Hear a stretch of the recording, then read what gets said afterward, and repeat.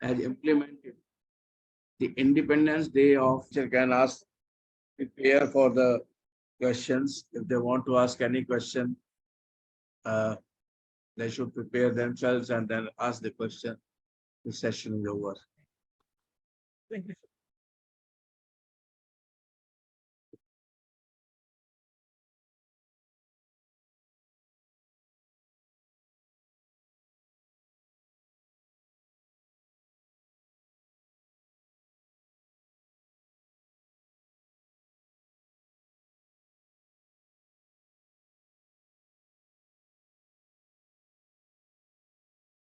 Next slide. Yeah. So with your due permission, should I start again? Other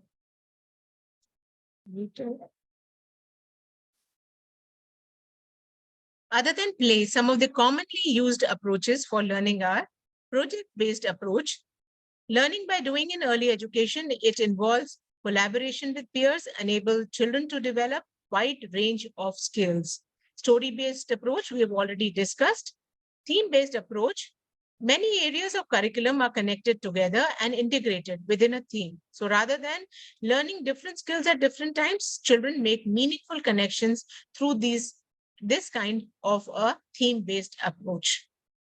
Eclectic approach to teach any topic. Many a times teachers, get stuck up which approach to use, and the approaches which have been documented only, we need to use those approaches only because the administration has said so, the NCF says so. No, the NCF gives you a lot of freedom to teach any topic, adopt your own style, your own creativity and strategy without adhering to any one kind of approach. So that's eclectic approach towards teaching.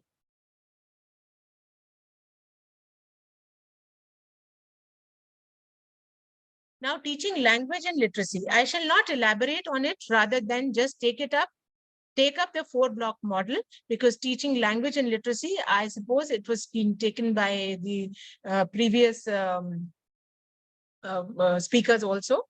So oral language includes, as you can see on number 1, oral language includes picture conversation, sharing experiences, storytelling, drama, and role play. Second is the word recognition, includes phonological awareness, letter recognition, sound symbol association, skill-focused writing of letters, and word reading. Reading includes read aloud, shared reading, guided reading, and independent reading. Writing includes modeled writing, shared writing, guided writing, and independent writing. But definitely, friends, here I would like to tell you is always follow the principle of LSRW. That's develop the listening, speaking, reading, and writing. This sequence is to be seriously followed.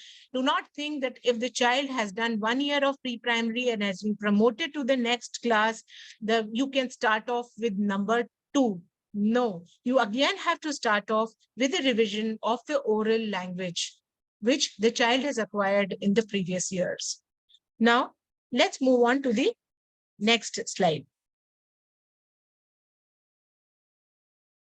Foundational numeracy. I enjoyed this section, what is called the foundational numeracy, because I think numeracy is very weak in our country. We have a lot of things for phonics, and that is why I'm saying numeracy is weak in our country, because most of the senior students, when you are the teachers teaching the senior section, must have observed that the children have a lot of phobia for maths. Either they love maths or they are so much scared of maths. Why? Because their numeracy skills were not taken care of during the foundational years. So friends, why I'm waking you up again and again, that maybe many of you must be thinking it's only a pre-primary educator who's a speaker and she's going to talk about the foundational course. How is it important to us? But here where the role plays. So, wherever you find a little child, encourage the child to develop the numeracy skills.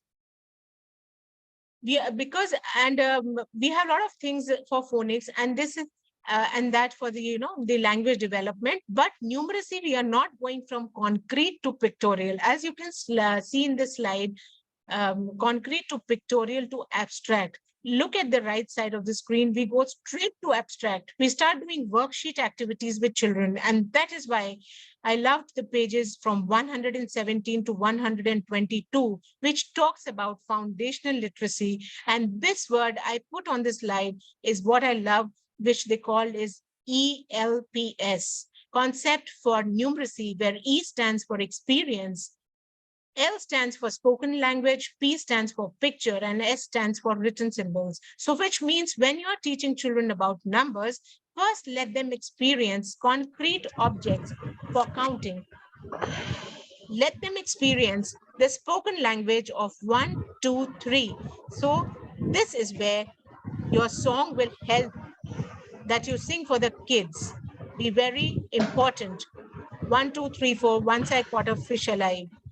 5, 6, 7, 8, 9, and so on and so forth. So please be careful while choosing the songs also.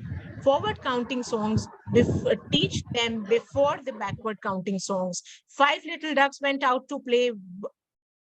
Mama duck said quack, quack, and four little ducks came back, back. This is backward counting. So till the time children are not fluent with forward counting, do not take up backward counting or do not introduce it. Of course, first pictures, then comes writing of numbers. So I'm happy that this foundational numeracy knowledge is being taken up or being given to teachers as to how to approach it in a very scientific manner. Then comes the assessments. Assessments play a very, very important role in a child's life, but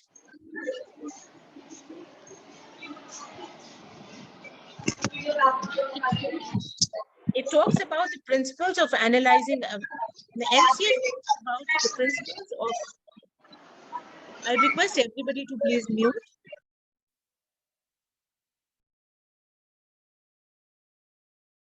Thank you. NCF talks about the principles for analyzing evidence from assessment, that teachers should focus not on what children don't know and can't do, but their entire focus should be on what children can do. So our assessment should send positive vibes, to the parent. So instead of the parent just getting to know the grades and the marks and so on, so the position which the child has stood on, rather than that, it is very important for us to document our observations, to let the parent know what the child can do and where we need some kind of intervention, right? So here, the anecdotal report card. This is one kind of report card, which is an attempt to record in detail a specific episode in which the teacher writes her observation, internet connections, writes her observation, interpretation, and plan of action. So immediately something. So here I would like to quote again one of the beautiful practices which we are practicing here in our center, the pre-primary center, Balwadi in Jaipur. We have started making, the class record registers. We have done away with the maintaining of the information which was required in the front pages of the attendance register, the date of birth, the kind of, but instead we have made small little observation, the feedback charts from the parents. What are the working hours of the parents? Whether the child is staying in a nuclear family or a joint family? What are the strengths of the child which the parent feels? And then one page consists of this in the record register. The second page is about the teacher's observation. For example, I'm having a meal time in the class and one child is every day crying. The moment he opens the tiffin and he starts crying and says particular thing that Mama ne ye kyun bheja? I don't want to eat roti. I want to eat biscuits. So the teacher makes a note of it in the class record register immediately. For example, if the child is upset on a day, the teacher again makes a note and talks to the child why the child was upset. So then I have a full record of observations of various days. Now during the PTM, if at all I need to discuss any problem, any observation with the parent, it will be a ready reckoner for me. So these record registers are working superbly well. And then another page we have dedicated for the PTM. What kind of conversation was done? What matter was discussed in the uh, record register? Then we do sample of checklist for observations. A suggested checklist observation can be made for gross motor skills, for physical development, etc. So, you can just tick mark that the child is able to do this, so that the physical development which we target at has been attained to the maximum, or these are the areas which need concern. Then comes the maintaining observation records. As I told you, maintaining observation record helps you, to talk to the parent on as and when required. So this is about collecting evidence for assessments. This is the beginning of the term and towards the end of the term. So this is about monitoring the growth of the child. So now it is very important for us to move to assessments from grades and marks. This particular one is a self-assessment from where children also can use their assessment. And if you see, what I loved was the 4 levels of learning. So instead of saying good, bad, or can do better, there are 4 levels given on what a teacher can assess on a child. I think this is going to create a very positive impact in the classroom environment. Parents will actually come to know at what level of learning is my child, instead of just an A, B, C of good, bad, and excellent. These are the 4 levels of achievement. So something I can believe every school should start doing it. Excuse me. Then this concept of holistic progress card.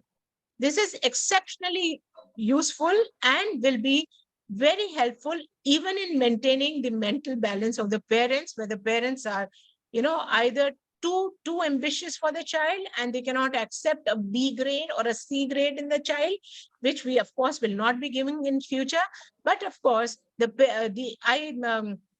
holistic progress card, which means don't only give me, I'm doing, tell in my report card that I'm doing what I'm doing and how I'm doing, writing, reading, or I know shapes, whether I know colors, but give me how I am in my emotional development. Tell me how much language I have developed and about my physical development. So this holistic progress card will not be about just awarding grades, gross motor development B, because the child doesn't like to run. No, this will not be acceptable. You'll have to assess on particular areas and give your observation. So teachers, here again, a very practical problem, which I anticipate, because right now, since there is no guidelines for the qualifications required for pre-primary teachers, generally the pre-primary teachers are applying for fun's sake or just as a time pass, but you will have to take it seriously and improve your language skills, because when you are documenting something, you need to be expressive in your writing as well. Because you cannot afford to commit mistakes, spelling mistakes, grammatical errors. But so this is how you need to work on your own skills. We are talking about working on the skills of the children, but here I would just like to extend it forward to working on the skills of the teachers too. Then creating a positive classroom environment. So these are the 4 major issues, which we need to take. Creating classroom norms. I'm not talking about the physical environment or the infrastructure. I'm talking about the kids here, the children who are here in our classroom. So we need to set classroom norms with the children. Why it is important? Because the children start taking you for granted, and you're not here to only love the children and just to make them occupied in some way or the other. You are here to discipline the children, to create a particular behavioral expectation from the child. So you have to set classroom norms for it. Listen when other person is talking. This is what you need to tell the children from day one. take permission to move out of your class. The child cannot just take you for granted. You are sitting and talking to some other children, and two children move out of your class and you don't even know that they've moved out. So they should know that they need to take permission before they are moving out. Then if you're talking to someone, they should wait for their turn or raise hand before speaking in a group. Then it's managing difficult behavior. I mean, it's so superbly written and it's so sensitively written, and hats off to the committee who's created this beautiful documents which will be remembered for ages and generations to come. That children behave inappropriately, managing difficult behaviors in the class. Either the teacher gets fed up, अरे ये तो रोता ही रहता है, I can't handle him anymore, calls up the parent, आप बच्चे को ले जाइए आके, I cannot handle. But why is that kind of a behavior? The reason behind the child behaving inappropriately is not because of one single reason, that the child has been forcefully sent to school, or there are many other reasons. So this slide is a very beautiful slide. I am not very expert in making the PPT, but it is very important for us to just ponder back and realize the second circle of different colors. What really is behind the behavior? The child may be tired, hungry, anxious, sensory processing, needs connection, unmet needs. The child has not slept properly and is feeling sleepy. The child is hungry, wants to speak out something, but the teacher is not giving chance. So he starts throwing tantrums. So there is a reason behind each child's behavior. We need to think about it. Then comes discipline. See, discipline in pre-primary education doesn't go too well. But of course, I would say we need to make the children responsible for their actions. Because see, there is a general complaint in the PTM that, ma'am, you need to tell him, tell my child this. When we go to a party, the child starts throwing tantrums in front of others because the child has never been told not to do a particular thing, and about wrong behaviors and non-acceptable behaviors in the society. So it is the right time to politely tell them, but discipline should not be taken for punishment or scolding. Scolding and punishment do not go with discipline. This is a very basic concept that where we as pre-primary teachers need to understand with a lot of compassion and putting our heart at the right place. Because we generally get confused between the heart and the brain. Sometimes our brain overpowers and our heart overpowers at other times. So either we cuddle them too much, we love them too much, or either we are too strict with the children. But we have to find the middle way. Then comes the teacher's attitude.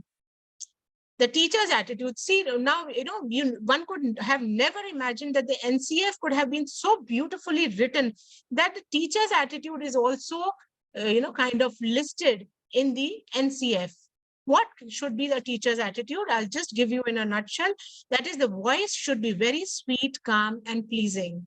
It's not about your looks. It's been given to you by the Almighty, and all of us look beautiful. But you are beautiful because of your own thoughts and your own deeds, and which will manifest in the voice, in your voice. When you're talking to a child, you're talking to an angel sent to you by the Almighty. The parents have given you a lot of responsibility, have trusted you. So our attitude is very important. The words simple, clear statements on instructions works best. I request you to please sit down. If you do not sit down, then I will do this. No. I request you all to please sit down. This is a simple, clear statement where almost 90% of the children will be accepting it. And then your body language. Children love to imitate, 50% of the children, especially girls, when they go back, they behave as one of their teachers. Whole day they are behaving and telling their mom and dad, "मैं तो ma'am बन गई हूँ, अब आप बच्चे हो." So your body language can be a topic of mockery at home if you're not maintaining your proper body language as a teacher. Then these are the don'ts in the class. Please do not say many don'ts. Don't do this, don't do this, don't do this, don't do this. They will do everything what you're telling. Don't do this. Then do anything that would never do anything that would damage a child's self-esteem. Okay, the child has his own little ego. We as adults have egos, but they also have their small little ego, which should be taken care of. Please do not say anything sarcastically. अरे इसकी mummy तो रोज tiffin में ना यही भेज देती है, mummy को टाइम नहीं है क्या कुछ और बनाने का. This hurts, this hurts because maybe the child likes this to eat. Or even if you want, you can just call up the mother and tell, please send something else in the tiffin. Send some variety because the child is eating others. Time, please take care of time. Just left with 2 more slides and criticize. Please never criticize a child in front of others. This is the seating arrangement, which the slide is quite self-explanatory, that we, instead of just having the table desk, if you are having this kind of sitting arrangement, NCF is not meant for you, right? Then we have the critical areas where we are not authorized to label a child with disabilities or learning delays, but we can always, there is a World Health or 10 WHO's 10 questions given to us by the WHO. We can screen the children through this and then ask for specialist help. So, well, friends, last but not the least, when we walk into the classrooms, what do we see? Who are these wide-eyed children? Whom are they waiting for? They are waiting for us, someone like us, to handhold them and take them through a route which caters to their holistic development. And that route is through National Curriculum Framework Foundational Course 2022. As I sign off for the day, I wish you all happy reading of the NCF.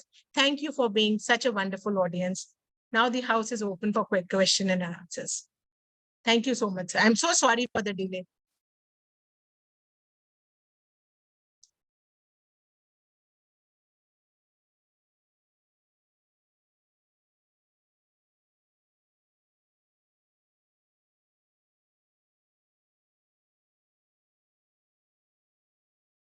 If anybody has any questions, I would be glad to answer them.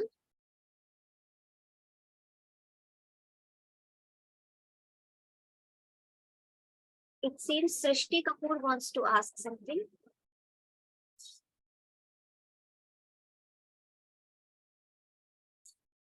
Since we've already overshot the time, so I'm extremely sorry for it. But quickly, if anybody has any questions.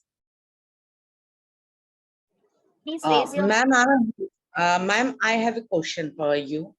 The question is that sometimes it is found that maybe that child is not originally from the school, so admission is going on. Okay, frequently the students are coming in different classes. So if it is found that the child is able to hear anything, take the instruction from you, but not able to write not in the early age, like in the higher classes, like class 4 or 5, 4th standard or 5th standard, what should you do? Means what the teacher should do at that time? How we will progress with that child? Maybe the child can speak, maybe the child can, whatever instruction is given, he or she can understand, but not able to read, or sometime it is found they are not able to write many answers or anything like that. Now, what should we do at that Thank time? you, ma'am, for your question. See, ma'am, you must be having the special educator also, or the counselor in your school. So, it'll be a joint team effort to work on the child and make certain observations. So it's not only about speaking, writing, or reading. It's about many attributes. Maybe the child is speaking informal language and conversing well with his parents or at home, because if the child is comfortable, so we'll have to keep the parents also in loop. It's not only about producing letter sounds or about some kind of structured activities which we are doing with the child, and the child is not, involved or getting involved in those activities. But overall, we'll have to see that what kind of language development the child is having, and whether the listening and speaking skills have been taken care of before we assess the child for reading and writing. So this sequence really needs to be taken care of, that is listening, reading, writing, and speaking. So Sorry, that time, ma'am, we can speaking, take reading, the and help writing. of the parents Sorry? also. We can take the help of the parents also. Yes, of course, the parents need to be kept in loop, because, the observation of the parents as well as the teachers need to match up at one point of time. If the parent is saying that ye to bahut bolta hai, and the mother is saying, the teacher is saying that the child is absolutely quiet. So then Yes. there is a clash of observation. So we'll have to come up to a common platform and then work on the child. Okay. Excuse me, ma'am. Yes, Thank you, ma'am. Thank you. Thank Anita Bhalla ma'am is waiting for the next session. Thank you so much, ma'am. Thank you. Thank you. I'm so Thank sorry. you, Namaste. Anu ma'am. Thank you so much. So for the next session, we have Dr. Anita Bhalla, Principal Director, Bhavans SL Public School, Amritsar, Amritsar. All the participants are blessed to have you in our midst for the session on ethics and code of conduct. Before ma'am talks about ethics and code of conduct, let me tell you something about ma'am Anita Bhalla. Ma'am has received numerous awards and honors for her praiseworthy activities from various social and educational organizations. To list some of those, CBSE Best Teacher Award 2018, CBSE Sports Promotion Award 2014, CBSE National Award 2012, Bhavans Jindal Award for Best Teacher, Best Teacher State Award from Government of Punjab, Best School Participation Award, and that too thrice from Governor Punjab for laudable participation in Red Cross Society.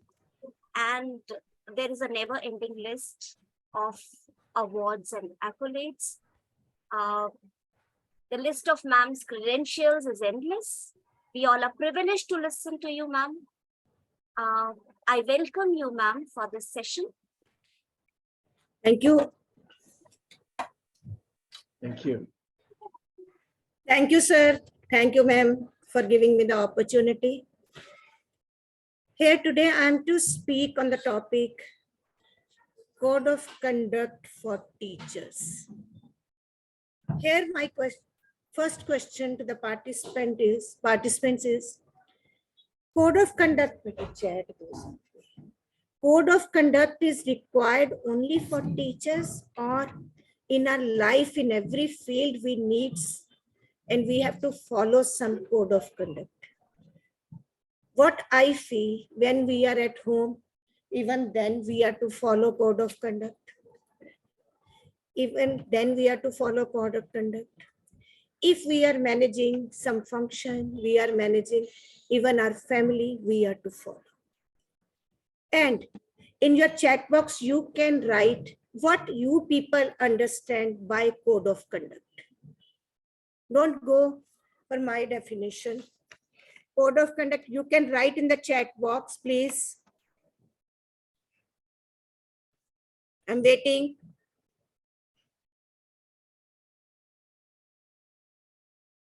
It's necessary for every field. It's maybe at home, rules to behave, very good. Because if we want our life to be very smooth, we have to follow rules and regulations. It means way of living gracefully, very good. Set of rules. Everywhere it is necessary, very good. Thank you. What code of conduct is a set of guidelines which details a set of recognized ethical norms and professional standards of conduct to which all members of a profession must adhere. Its rules, its regulations, and when we talk of institution, when we talk of institution, here by role conduct means that is for a teacher, we have to follow the rules and regulations of an institution. Vision, we are to mission and mission of institution, and professional standards we are to follow. Then what is code? Second is a code of conduct clarifies an organization's mission, values, and principles. We as teachers, you are new to our institution. One thing I would like to tell you, how many of you are aware of vision and mission of your own institution? Please do self-introspection.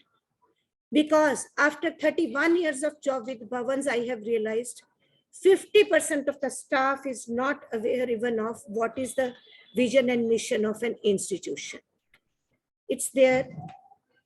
So try to just go through the vision and mission of your institution if you really want to achieve what your institution want. Why we need code?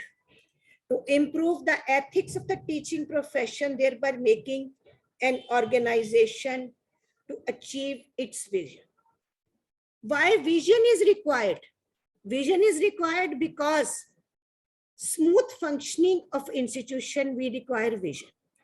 Vision means that if in an institution 100 persons are working, if we don't have any particular vision for the institution and then mission how to reach the achieve that vision, everybody will work as per his or her sweet way. So everybody should be aware of what is the vision of institution and what is the mission of the institution. Then in our institutions, we just say, why we just tell everybody you should, students come in dress, that is also code of conduct. Why we tell teachers being in teaching profession, you should follow the rules and regulation, even when you are attending your personal function, you should follow that. So rules and regulations are basically our code of conduct, and for that, each teacher should know the vision and mission of Bharati Vidya Bhavan itself and your own institution. What does a code include? It includes core values, that is our ethics, and standards of conduct, which is acceptable by the society. I used to tell my teachers every day, keep on telling them, the way you walk, the way you dress up, the way you talk, even when you are attending some wedding ceremony, everybody is observing you because you are a nation builder, you are a teacher. So keep in mind standard of conduct, that is your behavior. Then objectives of code of conduct. Why code of conduct is right? What is our target? Improve the ethics of the teaching profession, to improve regulation and control of teachers' misconduct, to protect students from unethical conduct of teachers, to promote a positive image of teaching profession, to improve the quality of teaching, to get desirable outcomes. And then last and but very important, to achieve vision of the school. We again and again I'm telling, because I think 5-6 months back, we organized one workshop on APP, pedagogical planning. And I am surprised, I'm not ashamed to tell you, 50% of my school staff was not aware what is the vision of Bharati Vidya Bhavan SL Public School. And we started our plan from there, and now everybody is aware of that. Significance of code of conduct for teachers. In the entire process, because these days we were working as per National Education Policy, vision, teachers have a teacher is to play the main role. You are a mentor. You are to guide the child. Your class should be student-centered, not teacher-centered. And our policy also recommends that we should give stress on holistic development of the child. By holistic means we have to see all round development of the child. What happens when we move to the classes? We ask students, sit down. We keep on speaking, and then at the end, we give questions to them, and then we come out of the class. Now situation is changed. If we really want to survive, we have to see that holistic development, that may be physical, psychological, emotional, social, all types, and accordingly you are to prepare your lesson plan. Sometimes when we take round and we see teachers, there is a pin drop silence. Everybody says, this is a good teacher. There is no noise in her class. Remember, no talking, no learning. You are not aware that your students are learning something, they're getting something, whatever you are teaching. Then teaching learning process should be able to develop 21st century skills along with great Indian ethos among children. May I just mention in the chat box, what are the 21st century skills? Please come with ideas. No, nothing is right or wrong, please. What are the 21st century skills? You all are studying national education policy, and from the last 3-4 years, creative thinking, very good. Expressive, student-centric, collaboration, critical thinking. Yes. Communication, digital literary, vocational, decision-making ability, activity-based, teamwork, number of things are there. Thank you, friends. Thank you. We have, as per the policy, we have divided the 21st century skills into 3 parts. That is learning skills, literary skills, and life skills.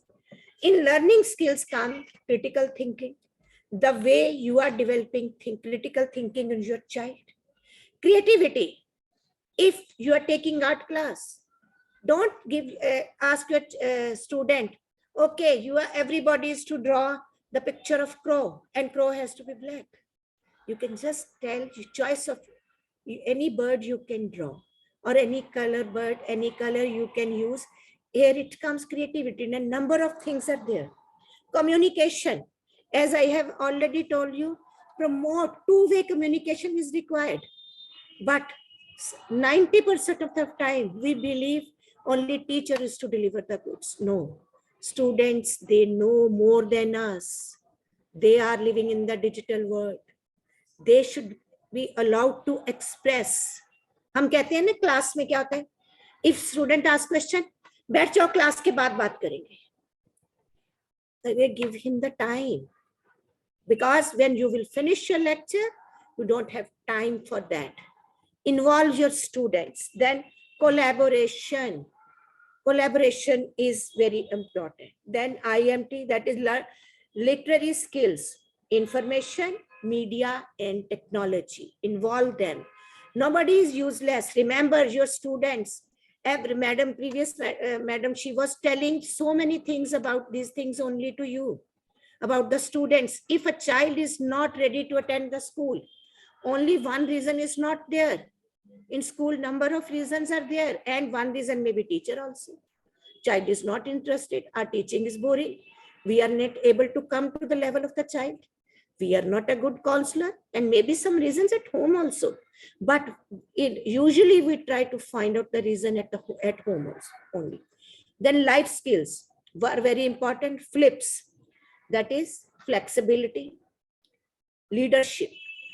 Develop these qualities also in your students. Give them small tasks, teamwork, initiative, productivity, social skills. Then classroom teaching must be experiential, interactive, engaging, and joyful. Listen to the students. All the definitions you will be able to understand. What is experiential learning? Interactive. When we interact with each other, we also learn from student, and they automatically learn from each other. It is try to make your teaching joyful. बच्चे बहुत पसंद करते हैं, कई teachers होता है, they teach with the help of games to the students. Then they like those classes. And we should try to, again, if you are taking a SST class, if there is a story of some state or country, you can just make one person king, one queen, one that. They will not forget that lesson throughout their life. Then teachers are instrumental in maintaining academic and development standards in school. All academic, all development, I have already told you, holistic development, all in institution, everything depends upon the teacher. If principal is there, if teachers are doing something, it's your work, it's your result, it's your activities, which are you have to see, and your role is very important. And last, I have mentioned, and I've told, it becomes essential that all teachers must be exemplary in their public and private life. कहते हैं, even if we are to laugh, we are teachers, we are to laugh with the style. We are teachers, we are to dress up as per our profession. We have to maintain the loyalty, sense of dedication, and integrity of character at all times. If we are observing 3,000 students in a school, remember 6,000 eyes are observing you also, and you are a role model for them. Expectations from teachers. Teachers shall attend to their duties with care and commitment. Be punctual in attendance. Here I would like to tell one thing. Beta, you are newcomers. Why I'm telling be punctual? What happens sometimes, I have observed with my experience only. We mark our attendance in school. If we are to go somewhere, sometimes we think within half an hour or within 1 hour I will be back. There is no need to tell anybody or no need to mark attendance. Don't do that.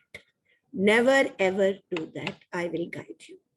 Reason, if at all something happens to you, आपके सारे benefit खत्म हो जाएंगे if management is not with you. Wherever, whenever you are leaving institution, mark the attendance and then leave. If whenever you are entering, then again mark the attendance. Dutiful in respect of classroom and also for any other work connected with the duties assigned to you by the head of the school or the CBSE. You're newcomers, some of you may be experienced also. Never ever say no, even if you don't know how to do. Why? Try to take guidance from your seniors. If your principal is giving you some task, this shows she's thinking that you are capable of managing that thing. And remember, she's just grilling you, and you will learn number of things. One day you will be the leader of any other institution. We shall abide by the rules and regulations of the school and carry out the lawful orders. Show due respect to the constituted authorities. Sometimes happens, we have teacher diary, we have student diary, we have other rules and regulations, number of places we have mentioned. Even then, we are not reading those things. Please go through those diaries. Because if something wrong happens, then you are answerable, no one is answerable. हम and में ये नहीं कह सकते मैंने तो पढ़ा ही नहीं था. No, you are, it's part, if it's part of the conduct of your institution, go through everything, whatever is displayed on the wall, whatever is there in the school diary of student diary and the teacher's diary. Then, sometimes teachers give instructions to the students. And same happens with principals also, not with teachers only. Remember, classroom instruction should be very clear and understandable, engaging, positive, and motivating. Sometimes we give instructions, but we don't give any stress. Think it's clear or not.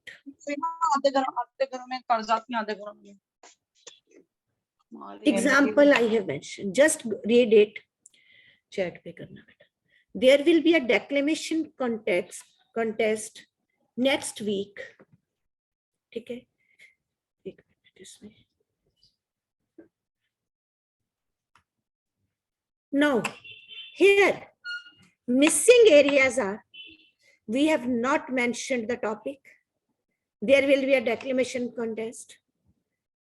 बच्चे को पता है class है. What is the topic? What is the time duration and number of times it happens in the class also. Day, date and time. What will be the venue? Rubrics for evaluation.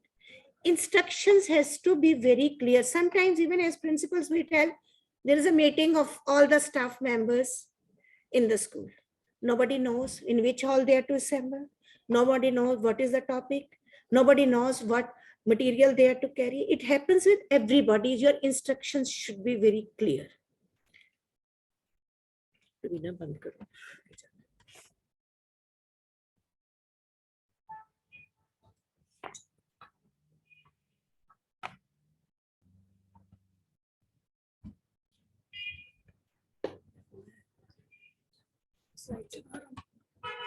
Wait for a while.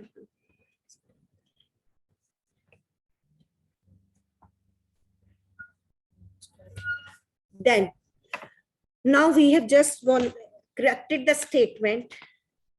There will be a declamation contest in English language on Monday, June 10, during 0 period in the conference hall on the topic, Future Implications of Artificial Intelligence. Every participant will be given 2 to 3 minutes and evaluation will be done on the basis of novelty of content. Rubrics are there, confidence and speaking skill. It's mandatory for all the students of this class to participate. Your instruction should be very specific. 50% of the problems of class are solved if you are specific as you are giving instructions to the students. Then, quality is desirable in a teacher. Everybody knows leadership is there, honesty, then patience, ability to manage parents' expectations, team player, effective communicator, child at heart, then emotional intelligence, love for learning. But the most important quality, what I feel a teacher should have, she should be good listener. And try to listen everything, whatever your student wants to tell you. Sometimes we are in a hurry. We want to finish with syllabus because we have our own targets. But listening is very important for a teacher. Maybe parents are talking to you. Maybe your student is discussing something with you. 50% of the problems are solved if you are a good listener. Being principal, what I feel when parents come, they said, we want to meet the principal. Okay, okay, come. They keep on speaking whatever they want to tell me. अच्छा मैं उनको just one question कहती हूँ, okay, I will talk to the teacher. I have noted your problem. Thank you, ma'am. बस हमें आपको बताना था. Same way. Don't react. We are teachers. We are mothers of hundreds of students. And here one quality, develop love for the subject. Move in the class. We say we are not providing chairs. What teachers do? They just sit on the bench. You can sit. You are human beings, I know. But involve your class. Give them some activity. Especially keep an eye on those students who think they are naughty. They are not listening something, give them just give them some leadership duties. Whereas everybody knows the qualities, what the teacher should have. But my experience, I just see good listener. That is the major quality a teacher should have. And remember, if you are a punctual, you can only then you can ask your student, why are you late? If you are dressed up properly as acceptable by your institution, only then you can tell your student, why are you not wearing proper dress? Dress code is there.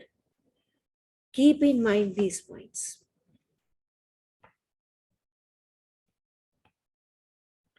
Responsibility of teachers towards colleagues. One thing more I would like to tell everybody, beta, you have joined a new institution because this program, induction program, is for the new teachers. Your institution, there is a triangle, not even triangle. If there is a straight line, your institution is at the top. Your senior teachers, they are midway somewhere, but you are at the bottom. You are to take their help and you are to do efforts while achieving the goals of your institution. Respect your colleagues' professional standing and opinions and maintain relationship with them in accordance with the highest standard of professional courtesy. Never ever feel shy while asking anything to anybody, because nobody is perfect. But remember, nobody is useless also. If A is having one good quality, the other person may be having second good quality. Listen to them. They are part of the institution from the last so many years. You have joined today. They know the culture of institution. First, observe them, listen them, try to follow the professional courtesies. Be prepared to help junior colleagues in every way. Recognize the duty to promote the causes of education and therefore the causes of the teaching profession. Main role of a teacher is to provide education, and to our teaching profession causes are to give respect to the education. And you should remember, keep in mind this thing. Accept senior professional colleagues' authority while retaining the right to express personal professional opinions. Seniors की authorities को बेटा करना जरूर है, accept but दबना नहीं है. Give your opinion also, what you think. Maybe you are having better ideas than the senior ones, and in return, because seniors are not here, I'm not here to tell them, but you should give your opinion also. Recognize the duty to improve as a teacher, becoming efficient in every possible way. Efficiency, because these days education is changing, system is changing at a very drastic speed, and teacher is the pivotal. Class is student centered. Attend workshops, seminars. Now, because digital media, number of workshops are there on CBSE portal also. Number of portals are Diksha portal, Shiksha portal. Please attend those workshops. You are, कहते हैं हम यहाँ पे, आप लोग लंबी race के घोड़े हो कि जितना लर्न करोगे उतना कम है. It is for you to see what you want to learn. Never ever depend upon your principal. If she will arrange workshop, then we will attend. Otherwise, we will not attend. In workshops, workshops are not meant for your academic growth only. It is when you go out of your city, you meet others also. You come to know their culture, new friends, their social behavior, their emotional behavior, and since you are part of Bhavans, and you will get the opportunity to visit number of places. Try, never ever say no for the workshops, because for your professional growth, it is required if you want to grow really. This slide shows one senior is there. Senior is to act like a mentor. Institution is at the top and you are a newcomer, you are at the bottom. Handhold is required We just say mentorship. Here in our institution, we have introduced when new teachers join, we just allot one teacher, attach one teacher with him or her for the round because she's not familiar with the building, she's not familiar with the rules and regulations in there. As per CBSE affiliation bylaws, Code of Conduct for employees CBSE of CBSE affiliated schools. Then, sometimes what happens when we are just seeing the latecomer register, कोई नाम हम देखते हैं ना, we just say he is a habitual latecomer. Don't come in that category. Then, no destruction of school records and properties, use of abusive language, then embezzlement of funds of misappropriation of school property or theft or fraud is offensive. Then use of liquor or narcotics are strictly not permissible. The teacher must not be convicted by a court of law. No divergence of confidential matters related to school. No indulgence or encouraging any form of malpractices connected with exam. Even if you think there is some financial problem at home and you want to take tuitions, go and talk to your principals. She will solve your problem in direct or indirect way. She is like a mentor to you. We are one family. Talk to her.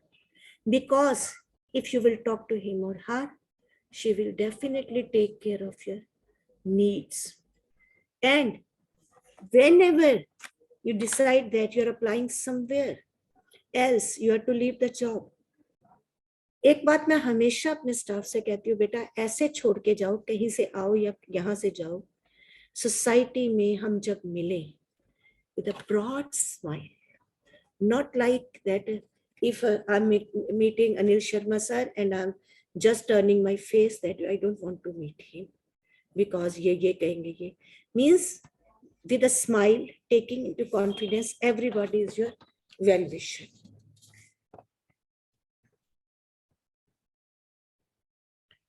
Then remember, it is mandatory for all teachers to complete 50 hours of professional development program. We all have to complete. We are part of CBSE schools. Don't involve yourself in any politics. If at all, rather, if you think something teachers are discussing which is not good for the institution, then involve and tell them it's not good. Even if you are not able to, then you can talk to your principal. Not making sustained neglect in correcting classwork. Parents, they don't tolerate if there are mistakes in their copies, words copies, or if the teacher is not teaching properly. And sometimes what happens, these are the practical problems I'm sharing. Tomorrow there is a recap test and or monthly test, and that subject copies are with the teacher. And parents just, they call and tell, ma'am, copy is with you. It's so embarrassing for the institution.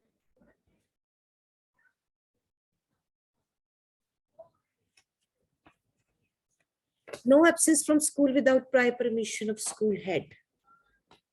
I'm telling everybody, whenever you are going, you are leaving station, going out of station, please inform your principal, head of the institution, even if you are going for 4 hours. Even if you are going from Delhi to Gurgaon, why I'm telling, if something happens, curfew lag gaya, kuch bhi ho gaya, so who is responsible? If your principal is aware that you are out of station, then as per circumstances, you can extend your leave. You can just work. And remember, your leave is not your right. Even your summer break is not your right. Your casual leave is not your right. Don't say, ये तो हमारी छुट्टी हमने लेनी है. These are the privileges. Anybody can be called anytime. आपको बुलाया जा सकता है कभी भी if there is something in the school. So for these two reasons, you are to apply for station leave.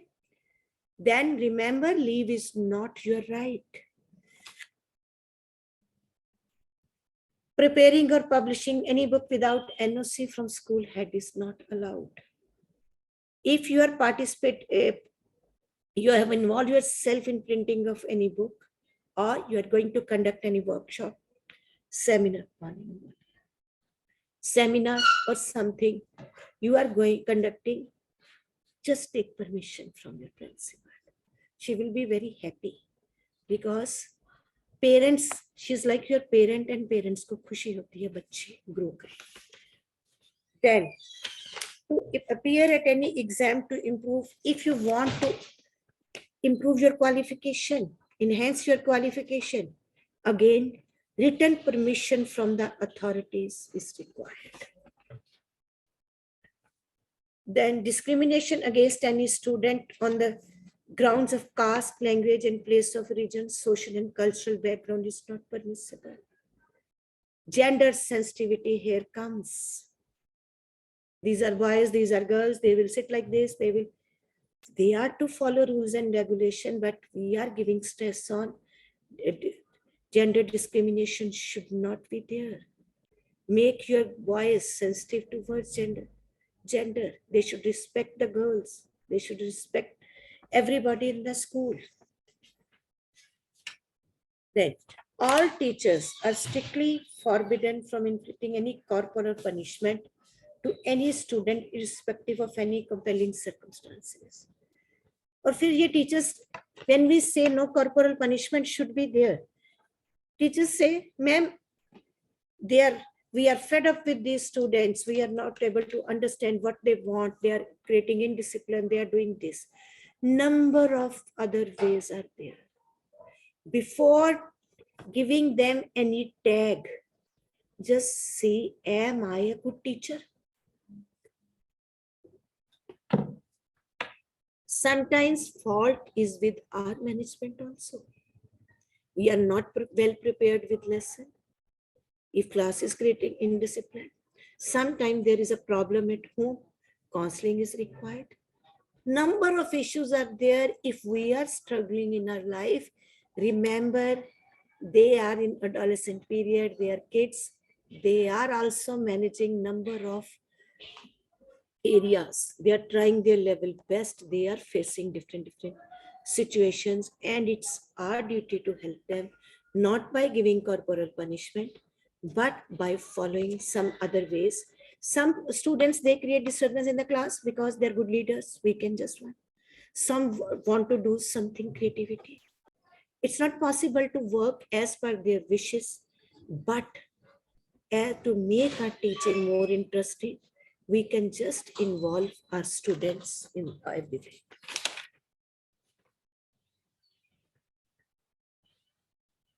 Gender sensitivity, again, it's there. No teacher without prior permission of competent authority shall ask for or accept contribution or other. Wherever and wherever, if you think donation is required for some cause, please involve your authorities in that. Only then they will be able to help you. No teacher shall give statement to print. कभी भी बेटा मैं तो ये कहते हैं ना, print, electronic और digital media without prior permission. This is a prior permission because where you are working, that institution is your home. If problems are there, if problems are in the institution, solutions are also in the institution. हम कहते हैं ना घर में भी, if problem is at home, solution भी घर से निकलना है. Same way, if problem is at home, solution is at home, then if same way in school also. Never ever share your institution problems. Try your level best, even at home also. They will say leave the job. Because if you will share your problem with colleagues, they will definitely help you in solving your problem. The confirmed employee shall not apply for a job or post without prior permission of the authorities. If you are to apply for any job, you are to take prior permission from your head of the institution. Otherwise, they can just stop your benefit also. Then mobile phones, which are big problem for everybody. Everybody is carrying, students are carrying, teachers are carrying, even we are not able to understand what to do and what not to do. Because, and so it is, just keep in mind that don't carry your mobile phones. If you are carrying your mobile phone, how can you ask your students that why are you carrying your mobile? All teachers are responsible for maintaining their class attendance register, teacher's diary, lesson plans, examination register. For any loss of the same, the accountability is with the teacher only. Every employee of the school shall be governed by the code of conduct, as we have already discussed. For any breaking code of conduct, employees shall be liable to the disciplinary action. Code of conduct of an organization guides its employees to work decently for smooth functioning of the system, because we are working in an organization, and for the organization, code of conduct is must.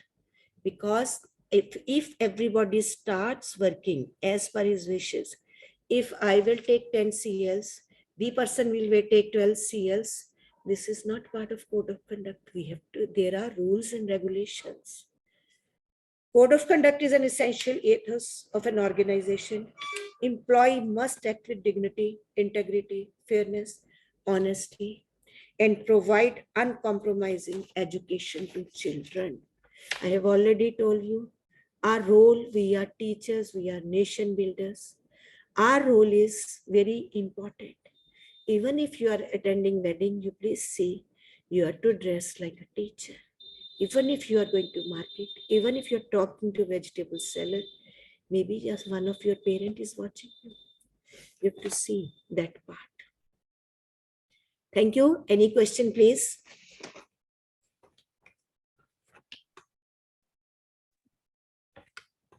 Thank you, ma'am. Any question? I'll like to say only one thing. The ma'am has given two things. One is leave is not a matter of right, and station leave. So I'd like to add one thing. When I was a teacher, I was serving in Kendra Vidyalaya, Sector 2, Akepur. And there was one person known as Mr. Singh. Mr. Singh was a habit to leave the school without permission. And in the middle of the school, he used to go out for shopping and for all the meetings, deposition of bills, etc. So one such day, he went out of the school and incidentally there was an accident, he died. Sir, And, you are sharing this problem. In my own family, we face the same problem. There's something wrong happened in my sister-in-law's family. Her husband was working in IOB Bank, in Indian Overseas Bank. And there was a case against them. And only the attendance said the bank saved him from the court. Otherwise, 3 years imprisonment was there. From that day onwards, I'm telling everybody, never ever leave your school without taking permission from the authorities. so this I endorse it. It is very essential. All the teachers must remember it is for their safer side. And thank you, madam. You have made such a difficult topic very easy. And it seems that the words are coming direct from the heart because you have lived. Because we have passed through all these stages. And I just keep on telling my teachers one thing more. Today we have arranged one workshop for the teachers. It was at 12. I've told them that I will come at 12:15. Because never ever think only your principal will arrange workshops. She will help you in learning. She will help. But now in digitalization, you can learn number of things yourself. Nobody is stopping you. MOOCs is there, Swayam is there. You can do number of courses. You can enhance your knowledge. Don't think whatever you have done, that is MA B.Ed or BA B.Ed or BS B.Ed is enough. Because हम कहते थे पहले जब हमारे बच्चे होते थे कि it's a double generation gap, but no, now I say after 3-4 years it's a generation gap is there. 2.5 years, even after that, when we see today, every day we face the different problem. So keep on learning. Everybody will be happy. And please read the rules and regulations of your institution, vision of your institution, mission of your institution. One day, these things are going to help you. And whenever and if you are facing any problem in your institution, who can solve your problem? मैं तो एक ही बात कहती होती हूँ, even if there is a family problem between husband and wife, they are to sit together, they are to solve. If institution problem is there, talk to your principal, talk to your colleagues, they will help you. Thank you, sir. Anybody who want to ask anything, ma'am is in a hurry and want to go. No. Anybody? If they want to ask anything, there is no problem. I have Any told them to teacher start. who is interested to ask any question? I'm part of Bhavans from the last 31 years. 3 generations he had given to 31 years. And when I joined Amritsar school, strength was 200, and now we have strength of 5,000. and it is multiplying. It's multiplying, land is not there. No, we will not multiply. Any other? No, but I am very happy that more and more teachers from your schools are participating in our program now. The number is increasing, maybe by your, because you are constantly putting them that you Yes, attend. definitely. So, I keep on motivating them. Thank you very much. Thank you, sir. Thank you. you. Thank you Namaskar very to one and all Well present. done. Thank you. Thank you, ma'am. Thank you. Sir, we have a short film on education, Ah, which you were talking about. So this film will augment our knowledge. So should we start that? please show them. So I would request Nitesh sir to please play the video. Their monotony will be broken. Yes. Our education system is obsessed with teaching us what is difficult rather than what is useful. In school, I learned a plus b whole square equal to a square plus b square plus 2ab. Till date, I have never used it. Things I never learned in school: sex education, how to start a business, personal finance, the science behind happiness, how to write a resume, how do you read a nutrition label. But I spent insane amount of time and money studying integration and differentiation. I don't know why I spent a few hours of my life studying about rhombus. The only thing rhombus shape that I know is a burfi. Thousands of years of Indian history have been reduced to studying about 3 to 4 individuals like Gandhiji, Shah Jahan, Akbar. We learned about the Mughal period in so much detail, but we barely studied anything about ancient Indian history or what happened in the 50 years after independence. For us, history was all about memorizing facts like which year did the Battle of Panipat take place. Unless you're a Kaun Banega Crorepati contestant, memorizing which year a particular battle took place is completely useless. Every KBC question can be solved in less than 10 seconds by Google. Memorizing random facts that can be Googled within 10 seconds is a useless skill. Our education system provides students with information. Till a couple of decades before, information was an asset. But with the rise of Google, everyone has access to all the information in the world for free. We don't need information anymore. We need knowledge. Let us not teach children what to think, but how to think. Let us not teach our kids what is difficult, but instead teach our kids what is useful. The right to education is important only if the right education is provided. Good. बहुत अच्छा. Very good. This gives us a lot to think over. Right education. Yes, So sir. give us a right education and not right to education. Yes. So Very good. for the next session, we have our resource persons are there. So now let us move on to the next session by Shrimati Mona Patras and Shrimati Tulsi Bora. They are special educators from Mehta Vidyalaya, Delhi. Let me introduce them to you. To begin with, Ma'am Mona Jayant Patras. She has an experience of 21 years as a special educator. out of which she has spent 18 years with Mehta Vidyalaya. She completed her graduation from Jesus and Mary's Convent, New Delhi, and B.Ed in Special Education from Bhuj University.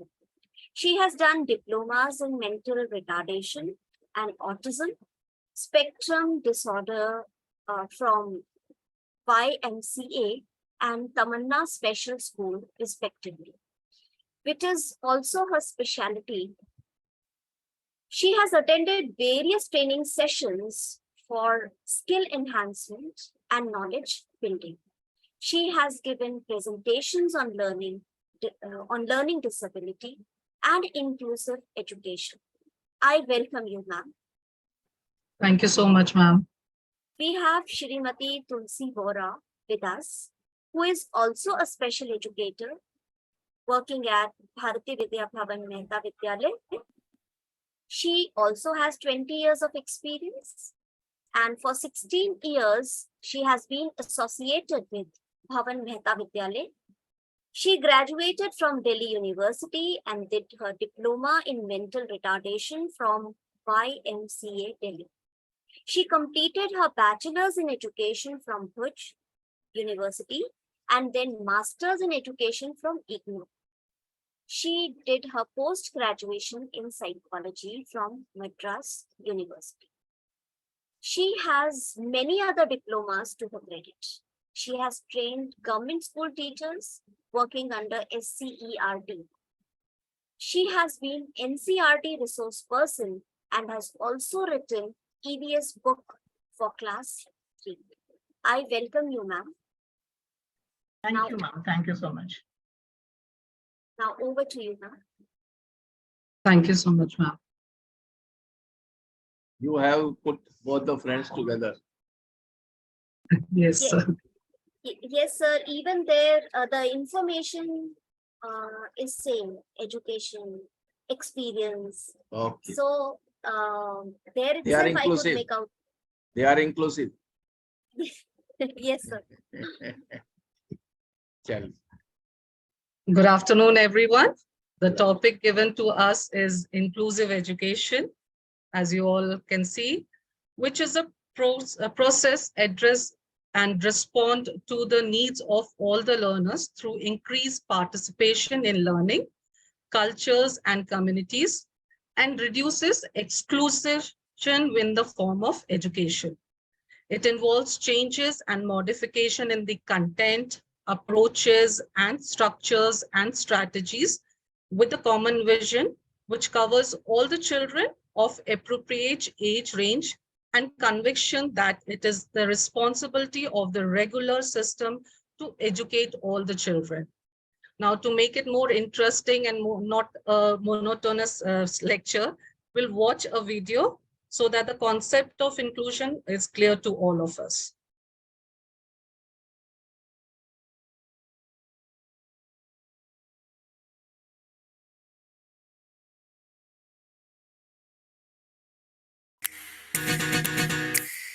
छोटी छोटी छोटी छोटी उम्मीदें, आँखियों में छोटे छोटे सपने हैं।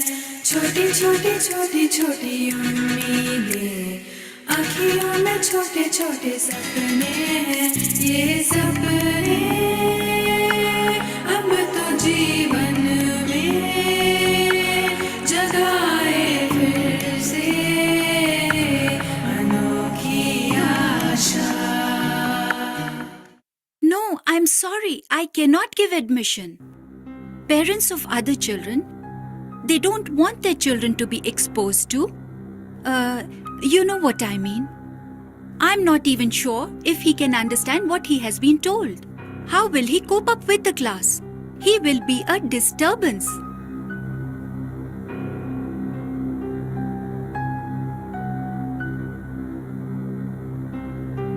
Daddy, go.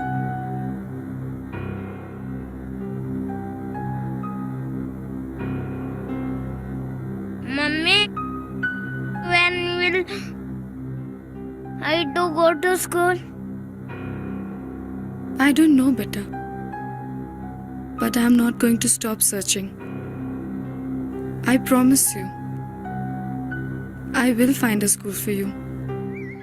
I hope this time it will be different. I will go to school. I checked. This is one of the schools that think differently. Okay. Hi. Hi, How are you? fine. What is your name? Tanish Balavdoshi. Very nice. Would you like to come to school? Yes, ma'am. Would you like to be a part of our cricket team? I want to be wicket keeper. Oh, wow. Shall we go to class now? Okay? Okay, ma'am. Children, this is Tanishk and he needs a friend. Who will be his friend? Come on, children, tell me. Oh, Anand. Very good.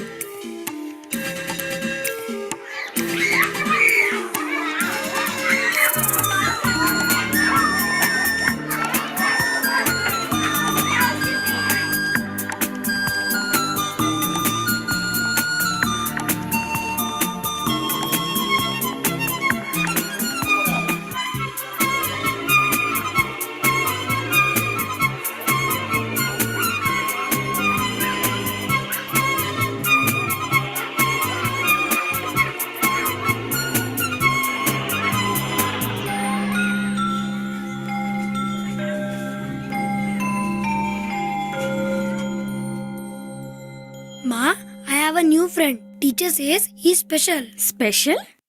Because he needs help. I help him with his books, drawings, and games. You mean he is mentally retarded?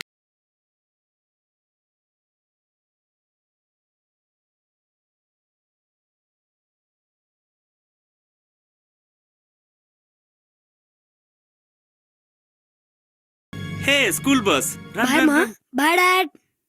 Bye.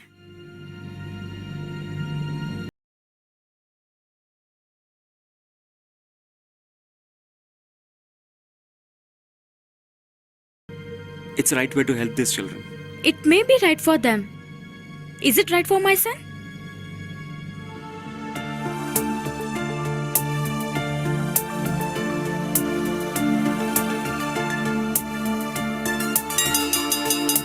Finish, teacher. Finish, teacher. Finish. Finish, teacher. Not finished. Give me some time. Teacher, he did not finish. Please give him some more time.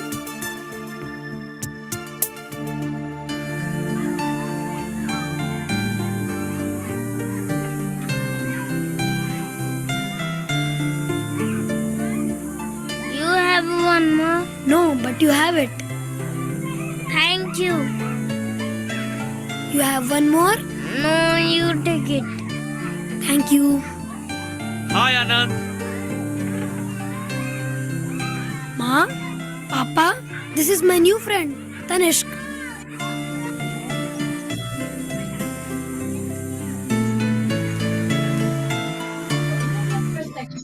Anand, it's getting late. You have to get ready. I'm ready, Ma. I buttoned my shirt, combed my hair, made off my milk, and drank it. Why don't you ask him what he's doing now? What are you doing, beta? This pencil is for me, and these pencils are for Tanishk. Pay attention to the teacher.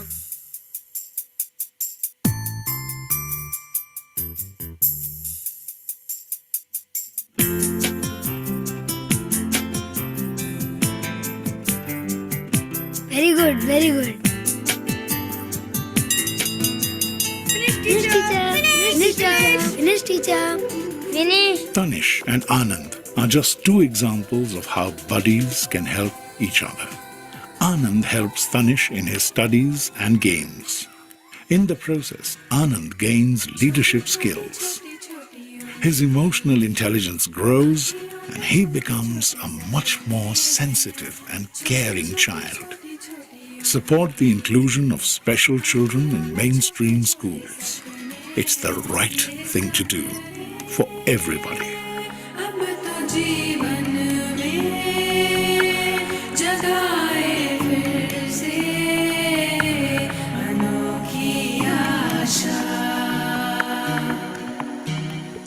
छोटी छोटी छोटी उम्मीदें, आँखियों में छोटे छोटे सपने, छोटी छोटी Okay. Now, as we have watched this video, now we'll move to next one. What is inclusive education? So in an inclusive classroom, students with and without disability can learn under one roof, or as we have seen in the video also. Inclusiveness provides same opportunity and learning environment for all students according to their potential. Inclusion doesn't mean just giving admission in the general classroom without any support and services. The school provides support and services of multi-skilled person. Like the teachers, you people are being given training for it. Like we as a special educators, we are trained for it. Psychologists, volunteers, and other students, like through buddy system, like we have watched in the video also. All together will help the student development. These are the main aims and objective of inclusive education. Inclusive education aim at education of all and equal opportunities for every child. Every child has a right to education in a democratic country like ours. The main objective of inclusive education is to identify and enroll children with disabilities in regular schools and to provide them with effective academic support. All children should be given equal chance to learn to the best of their potential and their abilities. We have to diverse a classroom for all the children with and without disability, which meets all the special educational needs. These are some of the government initiatives and their silent features, like you can see in the slides also, right to education. And the Constitution of India has provided free and compulsory education for all children in the age group of 6 to 14 years. That is a right of every child. Then there is an amendment mandate that children with multiple or severe disability has the right to opt for home-based education. The Integrated Education for Disabled Children scheme launched in December, the District Primary Education Program, the National Policy of Education. All of these have some other features for the initiative given for these children. The project Integrated Education for the Disabled launched in 1987.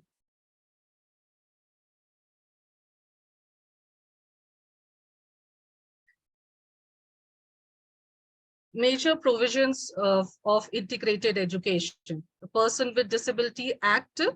All the person with disability has a right to education to enable the full development of their human potential, sense of dignity, and self-worth, to develop their personality, talent, and creativity, mental, physical ability to their fullest potential, and to enable their effective participation in inclusive society. Here you can see a comprehensive plan of action for children and youth with disability, where schools are being made disabled friendly. Every child can study, and the school should have an equipped support system and services provided to these children. Now over to you, Tulsi ma'am. Thank you, ma'am. Well, when we talk about inclusive education in today's scenario, we must be aware of the diverse classroom first. So a diverse classroom includes children with and without disability. Children without disability does not need any mention over here, but yes, for children with disability, we must at least know the various types of disabilities that might be seen in our classroom. Right, so here this is the slide that is mentioning about the various disabilities that we may find in our classroom. I'll start with the ASD. ASD is the Autism Spectrum Disorder. It is a developmental disability caused by the differences in the brain. So people with the ASD or the children with the ASD in your classroom will often have problems with the social communication and interaction. They have restricted or repetitive behavior, and even when they start speaking, they will keep on speaking one particular word or the phrases that they use frequently. Right. Then there is cerebral palsy. We shortly, in a short form, we say them as CP child. Is a group of disorder actually that affects a person's ability to move and maintain balance and posture. So there's a spasticity, or you can say stiffness in their body, and that makes them unable to move around freely. So that is the cerebral palsy. Hearing impairment, quite understood. Child can be hard of hearing or deaf even. Dwarfism, shortness in height that results from genetic or medical conditions. Then intellectual disability is basically the term given to the cases of mental retardation wherein the learning retards or slows down. Right. So then there is SLD. What is SLD? Then SLD is the short form of the specific learning disability. This includes all sort of learning problems or disabilities like dyslexia, and then dyscalculia, dysgraphia, and many more kind of learning problems, which are seen in children these days. And then speech and language disability is the problem in speech like stammering, stuttering, difficulty in pronunciation, then speaking only in phrases, not in sentences, etc. are included in the disability of speech and language. Then comes multiple sclerosis. Multiple sclerosis is actually typically progressive disease involving damage in the covering of nerve cells in the brain and spinal cord. So these type of children are also there in the class many a times. Then mental illness is again illness or some disease related to our brain that comes under mental illness, or sometimes depression, anxiety. All these are also seen in today's classroom. Then comes the blindness, complete loss of vision or partial loss in sight, that is low vision. And then muscular dystrophy is there, in which a child with muscular dystrophy has the damaged muscles. They progressively become weaker and weaker, and mostly children who have muscular dystrophy, they eventually need a wheelchair to move around. And then there comes hemophilia. That is a disorder in which blood doesn't clot normally. Then sickle cell anemia, we all are aware of that. Thalassemia is another problem, blood disorder involving lower than normal amount of hemoglobin and RBCs. Then multiple disability means one disability is already there. Because of that, there are associated conditions that actually lead inability of the child in learning or moving around. So that is covered under the multiple disability. Parkinson's, acid attack. So there are so many different kind of disabilities that are found in our classroom. Leprosy is another thing. It's though curable, but only if it is detected at an early stage. That is a progressive bacterial infection. And one category which I find missing here is the EWS category. We all find this EWS category in our classroom, the economically weaker section of the society, wherein the socio-economic status and the home environment of the child leads to many learning problems. So of course, we cannot miss taking the EWS category as well. These all are the different categories or the different types of students which we can have in our classroom, and we must know at least a little bit about each and every category.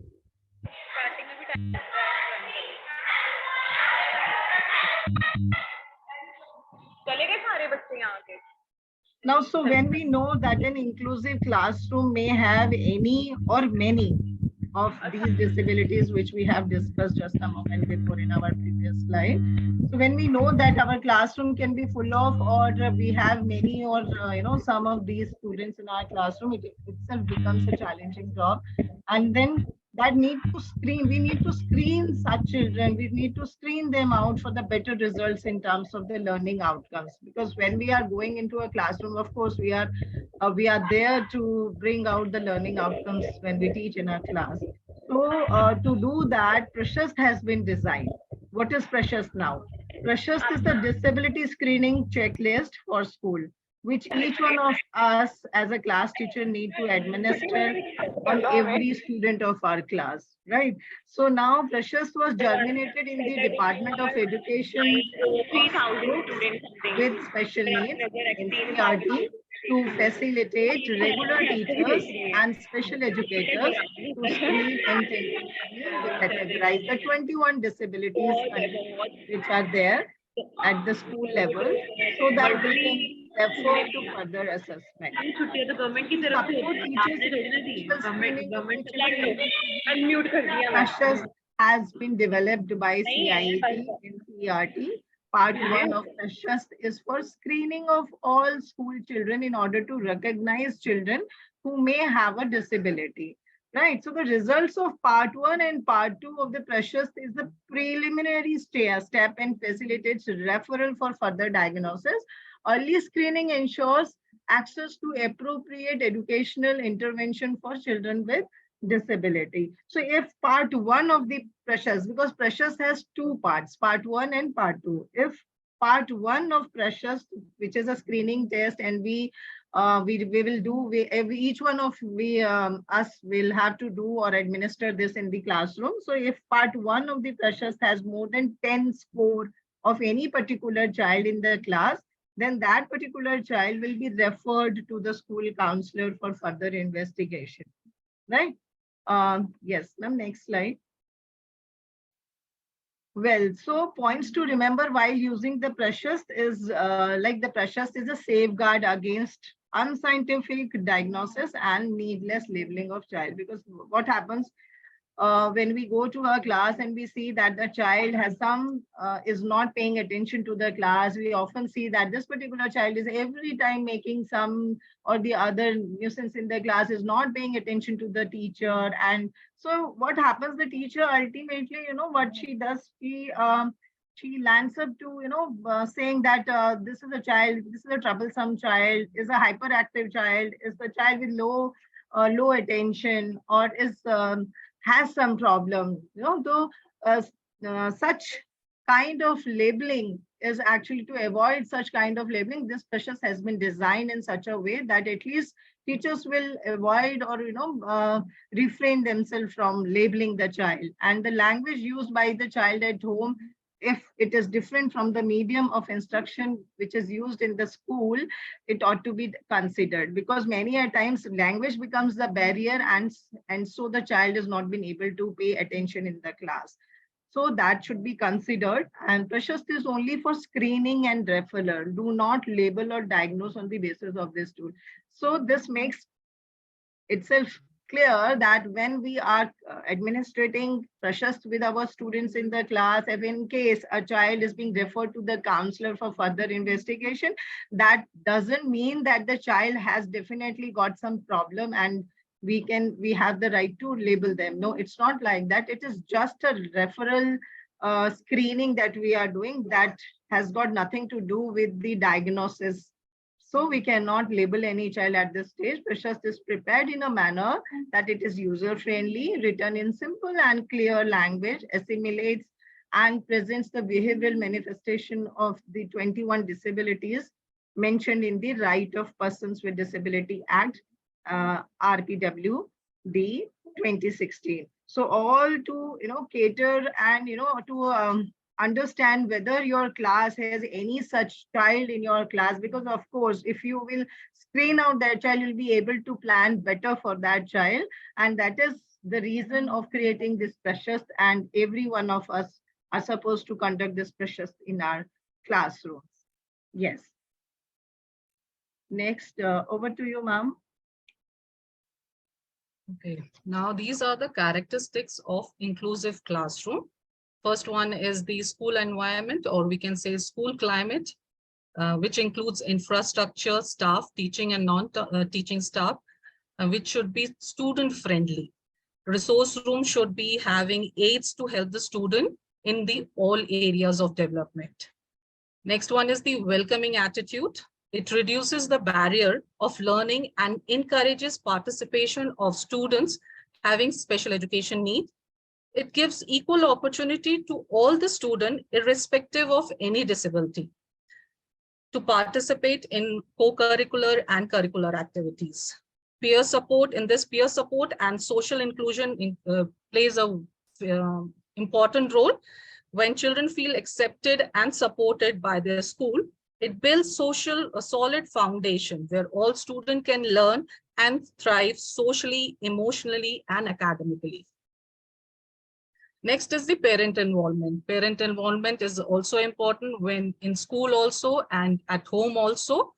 In all the school activities as well as at home, there should be parent meeting or in programs at regular interval. Curriculum and instruction, teachers and management should design curriculum as per inclusive school to enhance their learning in every possible way. Also encourage students to participate in activities, all the activities in the school. Role of a teacher like us, teachers should be trained to handle inclusive classroom. She should act as a teacher as well as a counselor. So we have to be playing both the roles of a teacher as well as a counselor for their behavior, as well as for their behavior. Classroom practices. In a classroom, we should follow peer tutoring as we have watched in the movie, peer budding, cooperative learning, and all these. Like we say, we learn 10% of what we read, 20% of what we hear, 30% of what we see, and 50% of both what we see and hear, and 70% of what is discussed, and 95% of what we teach someone else. So 95% is the process in which the peer budding or the student who is helping the other student, 95% we learn through that only. So that is a very important part. Next is the supportive aids and material should be there to enhance the learning of children with special need, like the resource room, which is important in a school, with assistive and adaptive equipment. Now, what is assistive technology? It is any device that supports the independence of a person with a disability. It can be something very simple and cost effective, like a pencil grip or a text highlighter. Okay.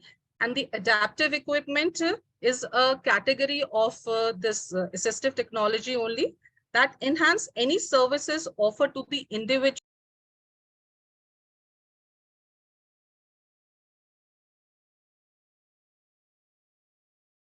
You are muted, ma'am. Sorry, where were we? So let me start again with the supportive aids and material.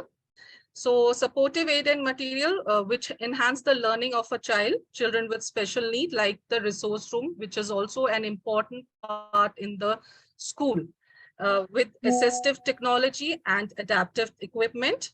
Assistive technology is any device that support the independence of a person with a disability. It can be something very simple and very cost effective, like the text highlighters, pencil grips, and all. And adaptive equipment is a subcategory of your assistive technology that helps enhancing any services offered to the individual with disability. The purpose of adaptive equipment is to achieve self-care and provide efficiency with daily activities, like the electronic devices, stair climbers, and readers, keyboards. All these are the part of your adaptive equipment.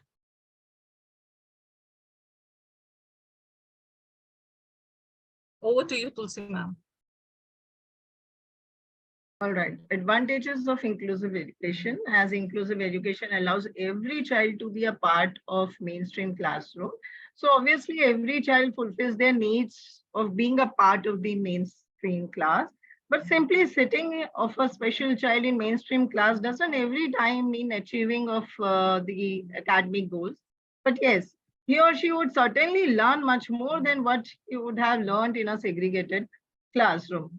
Also, even a mainstream child learns many life skills and values staying close to a child with special needs, as we have already seen in the video that was played right in the beginning of this presentation. So today they just become more accepting, more humble, sensitive. Their emotional quotient improves, and they become more responsible in their behavior and attitude. So this is what I feel are the main advantages of the inclusive education in today's scenario. Next slide, ma'am.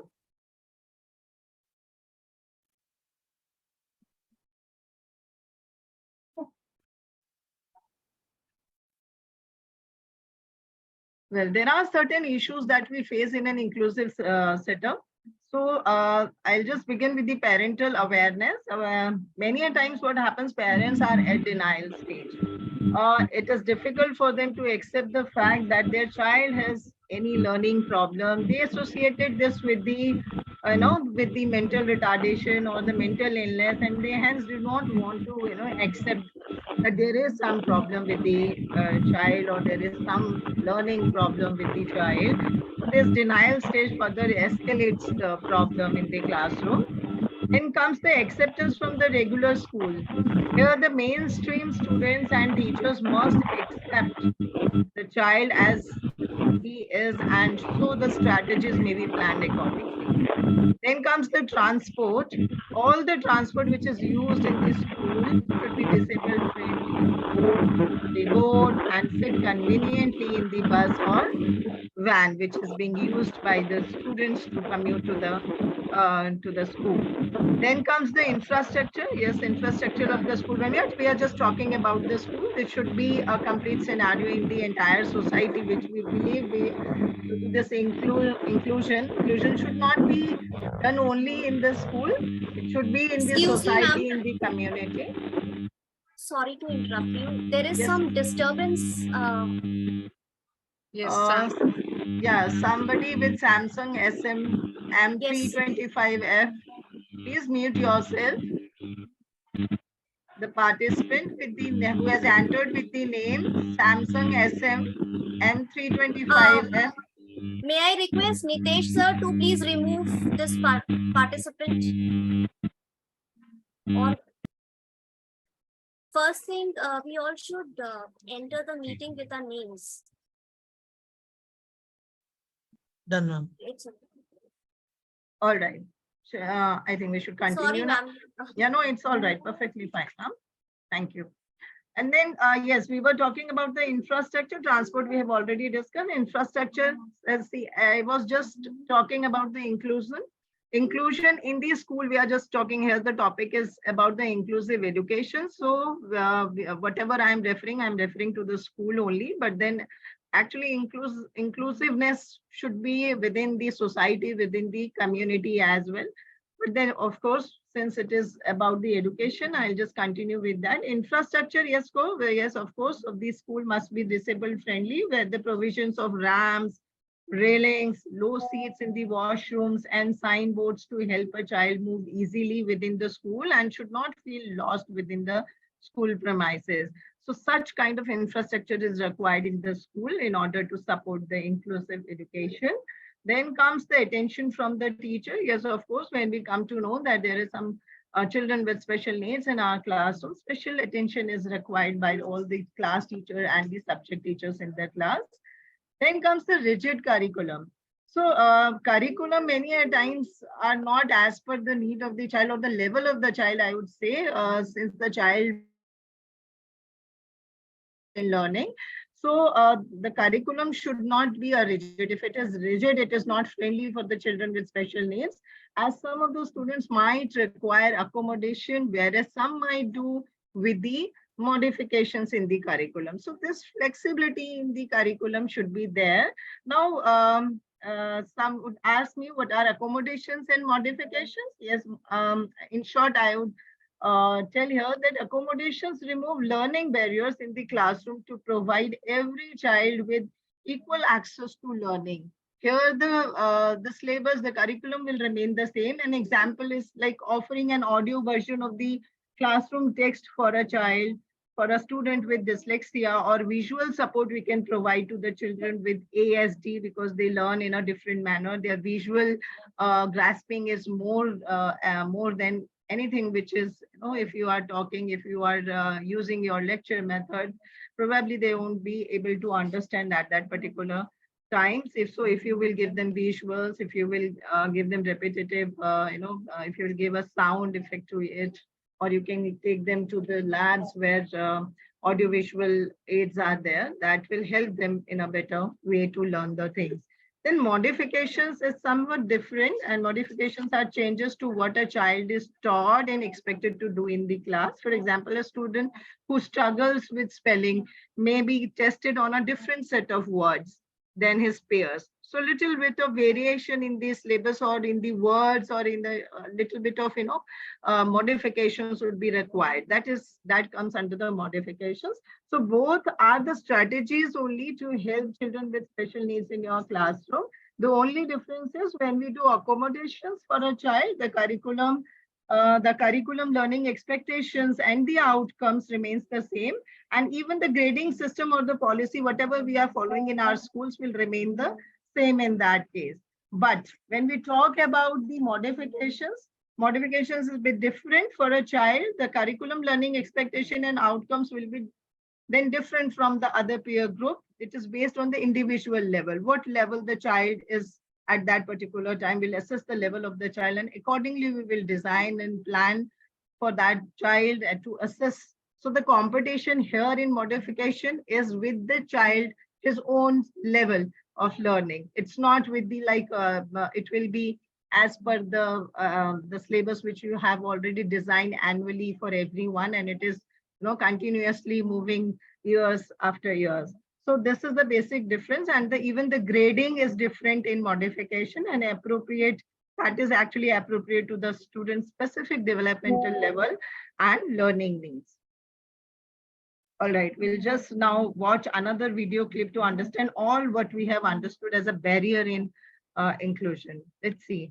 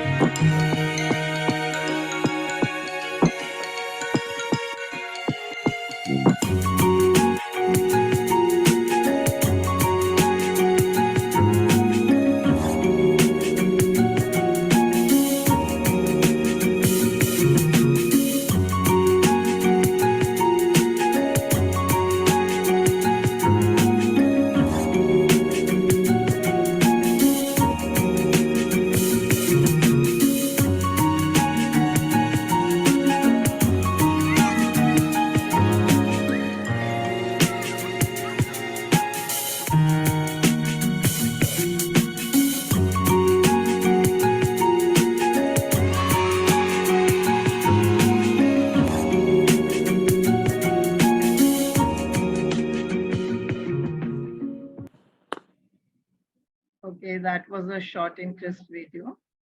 All right, so the role of teachers now. So what is the role of a teacher in an inclusive classroom, in a classroom where there are children with diverse needs?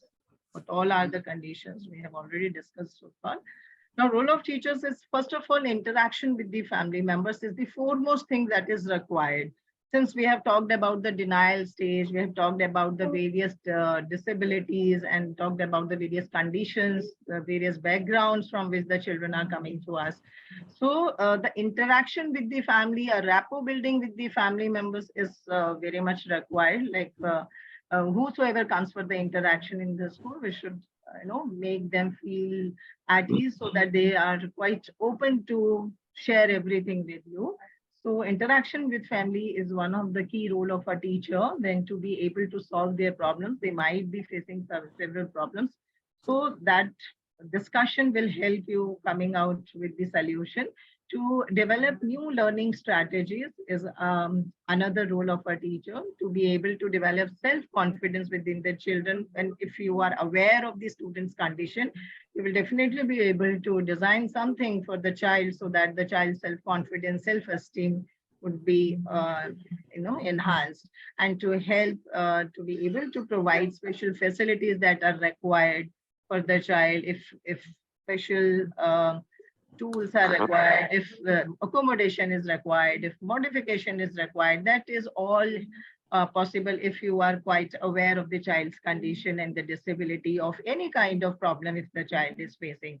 To be able to recognize their hidden talent is only possible if with a good rapport building only, and to inculcate positive attitude is all the key roles. While we discuss with the children, while we go closer to the child even is able to, communicate with the, many a times it happens, there are certain things which a student always share with the teacher, which even doesn't feel comfortable sharing with their friends or the parents as well. So that these all are the key roles of a teacher in order to, come out and achieve the learning outcomes.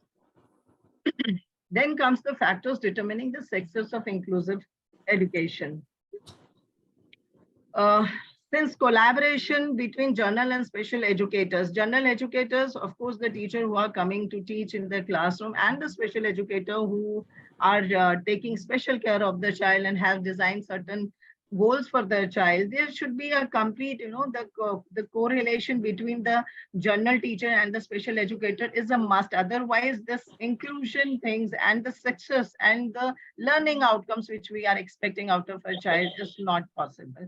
Right, so the collaboration between the journal and special educator is a must thing to make a inclusion successful. Then family school partnership, we have already discussed this in our previous slides and also have watched a beautiful video in the beginning of the presentation. So the family school partnership is very, very important. Integrated service delivery, then ongoing training and staff development, just as we are doing right now. Then ongoing training of the teacher should also be continued in the school. And I'm sure every school is doing that. And even the teachers are going through various workshops and knowledge enhancement. Leadership of teachers and administration is also a part in which the teacher has the flexibility of taking the decision whether she can go for accommodation or go for a modification. There should be a flexible curriculum for such children. So this type of decision making power should be there with the teachers. And then because of that, well-constructed plans can be made that identify specific accommodations, modifications, and even goals for each student which who requires that. And then coordinated planning and communication between general and specific needs staff that we have already discussed, because without this collaboration, without this coordination, inclusion in the school is not possible. So a close bond between the general teachers and the special educators is also very, very necessary and should be stay closer, and every time we should keep on discussing about the children with special needs, and if there is any special strategy that is to be administered or that is to be taken care in the general classroom as well. So there should be there shouldn't be any communication gap between the general teacher and the special educator who is taking care of that teacher for the common goal that we all are sharing for the learning outcomes. Now, yes, we all have seen so many slides and have seen the videos also. Finally, on an inclusion, I would conclude saying that inclusion is actually, it's not about any strategy, it's about a mindset. Inclusion is an attitude, I would say. Inclusion is the belongingness, I would say. Inclusion is not a program or a favor that we do for someone. We should not think that we are doing some favor on somebody because we are accepting this child, we are staying near this child, so this is a favor. No, it is not a favor. So inclusion is embracing that fact that everyone has value to add. Even the child with special need is adding value to your education or to your learning in some or the other way that we have already seen in our first video. So it is adapting the environment, it is adapting the method of instruction, it is adapting conditions to meet the needs of all students. It is finding students' strength and intentionally planning for their success. So with that, let us all watch a final video of this presentation to support, to promote, and to help making inclusion a success. This is my request. Thank you for the patient hearing. Let's watch this video now.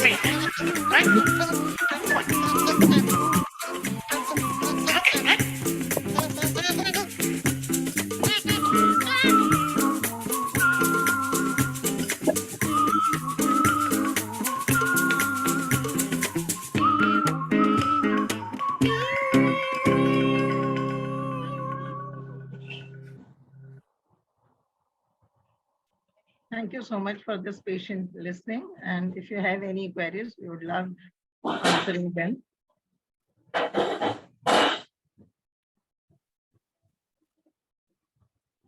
Thank you, Tulsi, Mona. Thank you very much.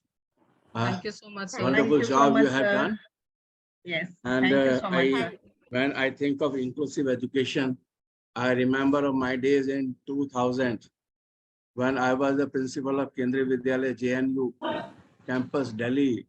At that time, we have conducted one inclusive education program for our teachers. And all India teachers were included in that. In total, some 86 teachers have participated. This program was conducted with the help of NCRT and allied agencies. And at that time, Kendriya Vidyalaya Sangathan had decided to take some 10 children, orthopedically handicapped and blind children. And in my school, I was having a blind share, that is 10 blind children and 10 orthopedically handicapped children. And I have seen those children growing. I have seen those blind children in my school that when they were running, nobody can say they are blind. When they were playing, nobody can say they are blind. So there was, at that time, I have felt that in what is the need of integration, and integration is all mindset. Whatever you have said is very right.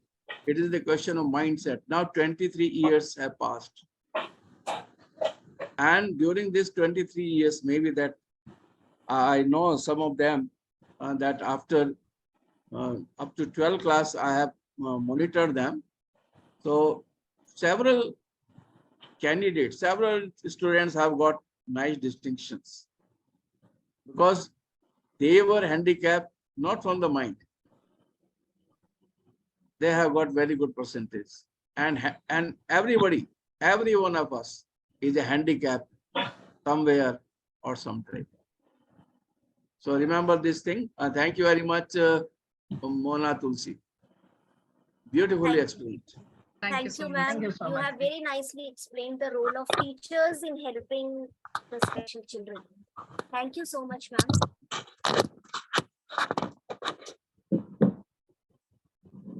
So now we'll move on to the discussion session. The topic for today's discussion is NP can lead to knowledge-based economy. It will be presided by Shri J.P. Gupta sir. Shri J.P. Gupta sir, who is a visionary educationist with more than 40 years of experience in Kendriya Vidyalaya Sangathan, and other educational institutions is going to preside over. He has been an assistant commissioner, education officer, director of training and legal cell, principal and coordinator for national level events. He was in the planning committee of various educational activities such as continuous comprehensive evaluation, academic calendar, in-house teachers training, etc. Managed leadership training for principals in collaboration with Australian Council for Educational Research, IIM Ahmedabad and Bangalore. Organized many workshops and conferences. And he was even the head of the inspection team of CBSE. So he has a vast experience. We are privileged to have you amidst us, sir. I welcome you. I welcome you, sir. Thank you. So let us see who all are going to volunteer for today. Sheetal is to initiate. Yes, Sheetal ma'am. Yes, ma'am. Good afternoon. May I start, ma'am? Please, please. Good afternoon, JP Gupta, sir. Good afternoon, EK Sharma, sir. Thank you so much for giving me this opportunity to express my thoughts. I would just like to begin with, on this topic, that national education policy and how is it to be related with the economy of the country. So India ranks 133rd in the World Happiness Report 2008, as well as accounts for the highest student suicide rates in the world. Statistics, which is a big question on our education system, on the well-being of students in Indian schools. The UNICEF research showed that 81% of the teenagers in Netherlands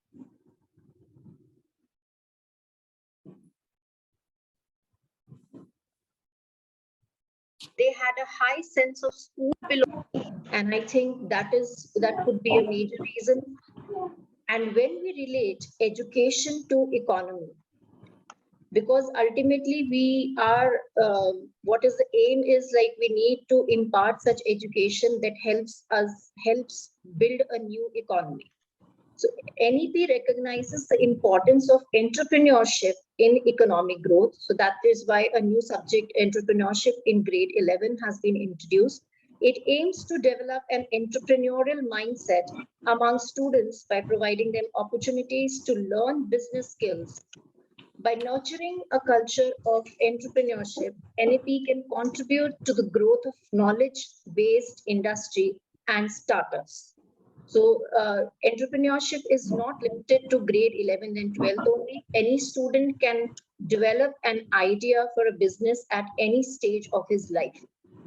And I would also like to add with this that there are basic 5 principles which have been included in the new in the education policy, which is like access to all the children for education, equity, quality, affordability, and accountability as the principles of this policy.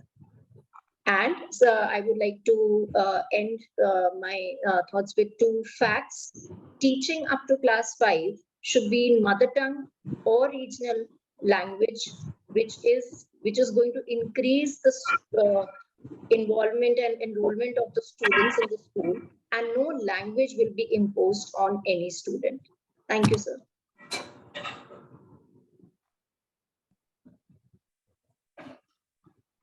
Next. Very well said. I Thank agree you, sir. that children learn best when they are taught in their mother tongue or regional language. Thank you. Next. Anuradha. Good afternoon, everyone. Good afternoon, sir. Good afternoon, ma'am. Good afternoon. As ma'am has already spoken about how NEP 2020 will transform our country or the economy of our country, I'll speak a few words on how NEP 2020 will transform nation into knowledge-based society. So the policy aims to transfer India's education by 2030. The aim is to impart education to a child according to his or her age. Emphasis will be laid on Hindi and other mother languages. And one of the reform of NEP is to replace age-old 10+2 system with a new system that is 5+3+3+4. That is, children between 3 to 8 years of age will be part of the foundational stage. Children between 8 to 11 years will undertake preparatory schooling. 11 to 14 years will attend middle school, and 14 to 18 years will attend secondary classes. Now, this new framework accounts for a child's growth in terms of his or her cognitive and psychosocial development. Now, what's the impact of NEP? The impact is that it has changed the way the students learn. The most significant impact of NEP will be on the student learning process. The policy advocates switching from existing rote learning based system to a more activity based experiential learning methodology. So the successful implementation of NEP has the potential to make India an economic powerhouse. Thank you. Next. Thank you. Thank you, Anuradha. I agree that activity-based teaching and collaborative teaching will give students more confidence and prepare for future. Thank you. Right. Thank you, sir. So who is the other confident one to present the views? Let's see. Reena Majumdar. Are you there, Reena? Yes, madam. I am. Good afternoon, madam. Good afternoon. Just I heard both of the views. Just I want to express my views about this topic. India's National Education Policy 2022 aims to transform the education system in the country and foster the development of the knowledge-based economy. Some ways which is NEP can contribute to build a knowledge-based economy in the India. First of all, I would like to say NEP emphasizes, all of you know this one, a holistic and multidisciplinary education, which is shifted from rigid and compartmental education system. This approach encourages students to develop the broader set of skills and knowledge and across various subjects, fostering creativity, critical thinking, and problem solving abilities. And then I will like to another point, promoting vocational education and skill development. NEP acknowledges the importance of vocational education and skill development to meet the demand of job market. It encourages the integration of vocational training and internship with the education system, from where students acquire practical skill and industry education with industry needs, and the NEP helps the develop the skill workforce and capable to the contribution of knowledge intensive sector.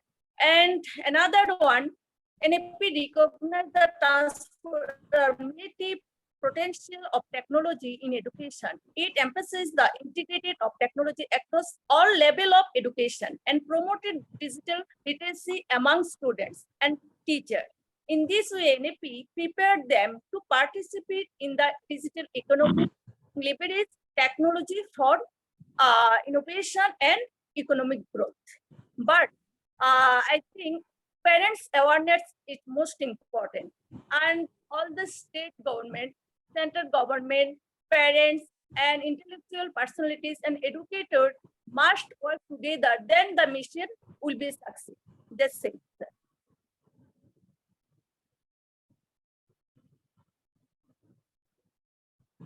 Thank you, Ms. Reena Majumdar. You rightly said that instead of rote memory, we should concentrate on skill development. Because Next, we have collaboration with industry and other agencies will give them give the children direct experience, and it will build up their confidence. Thank you. yes, sir. Yes, sir. Next, we have Trishita Ghatak. Trishita, ma'am, are you there?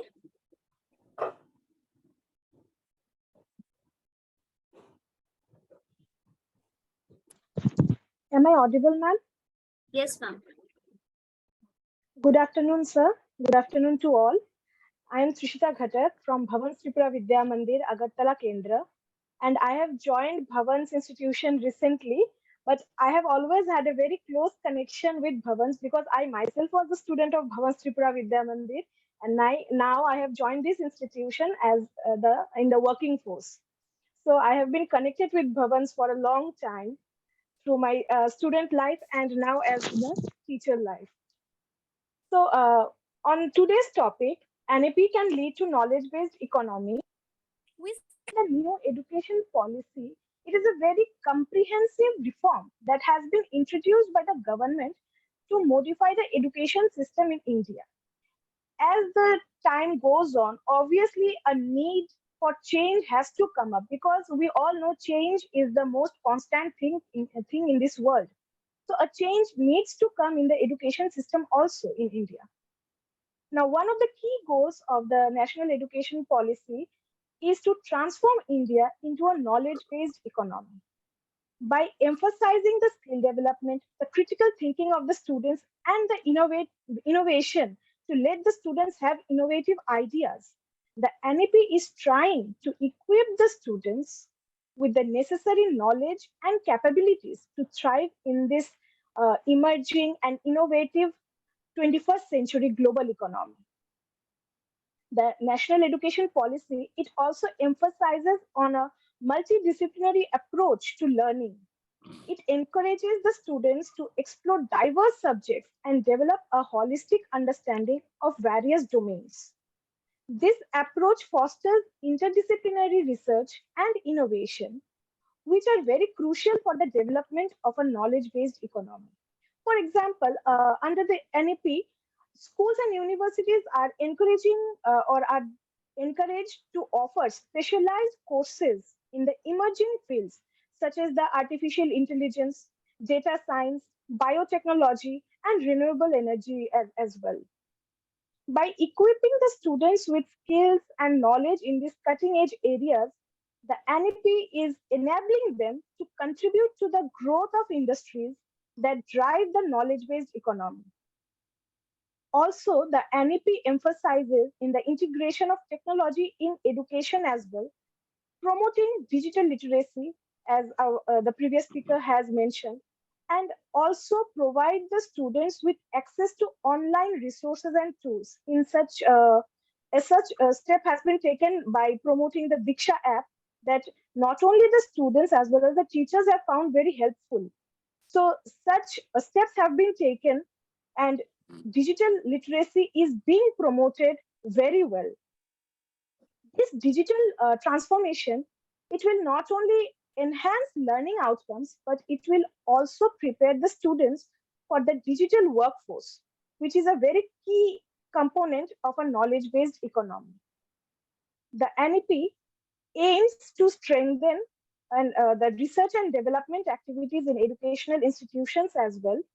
And by fostering a culture of research and innovation, NEP will encourage collaboration between the between the academic section as well as the industry. And it will lead to the development of new technologies, new products, and new services. This will drive the economic growth as well as create the opportunities for skilled professionals in the knowledge-based sectors.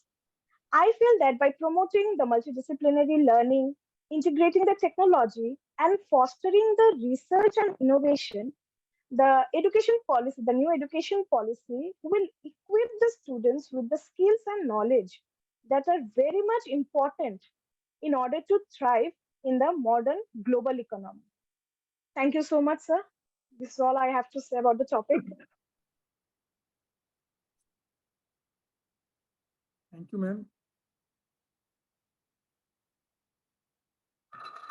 Uh, it seems as if Kriti Kinger is anxiously waiting for her turn. You highlighted the role of critical thinking. Well, critical thinking must be encouraged right from the beginning, and children should be encouraged to think out of box solutions to the problems. Innovation, our slogan should be, we innovate, others follow. And critical edge The voice is very less, sir. technology, where we can lead the world, like renewable sources of energy, solar energy. Already we are at the top of the world. Other fields in these areas should be thought, and more research and R&D is required. Thank you. Thank you, sir.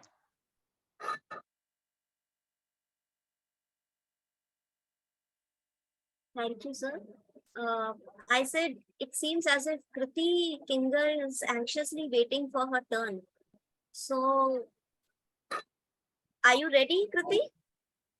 Call Yes, Kriti. ma'am. She's waiting. Good afternoon, sir. Good afternoon, ma'am. Good Kriti. afternoon. Yes, sir. Wow, from Manali.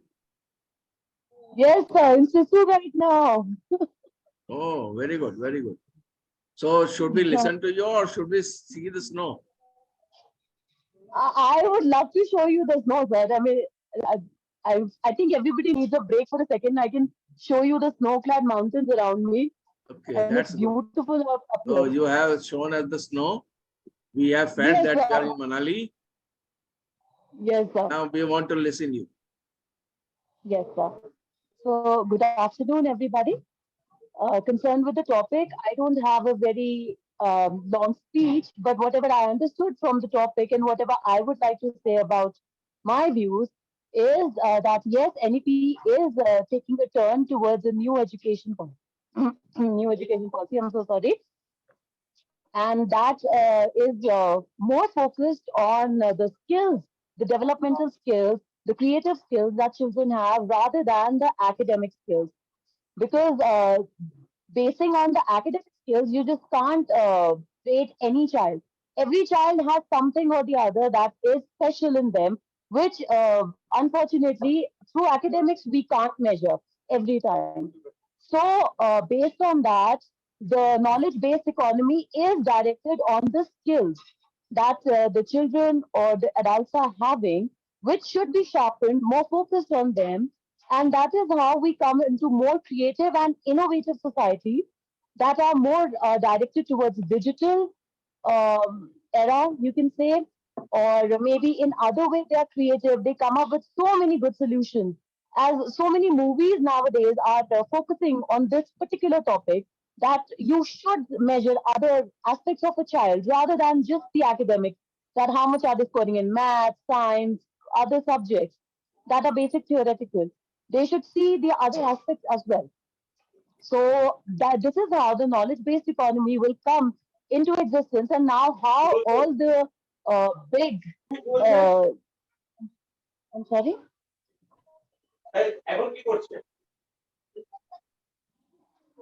Please carry on. Please I'm carry on. unable to. Yes, ma'am, you carry on. Okay. So the big companies, the big market is now relying on such skilled people that they're hiring. They're not looking at their resume just to see how academically they have been achieving. They're seeing what skills do they possess, and they are actually counting on that for a good performance and the good hiring that they're doing for their company. That's how they know that we are going to recruit people who are going to give good inputs in our company. They're going to put more skillful efforts. They're going to be more innovative. And that is how they'll know that if you're progressing or not. So I think that would be all on my side that I know that I would like to share. Thank you so much, ma'am.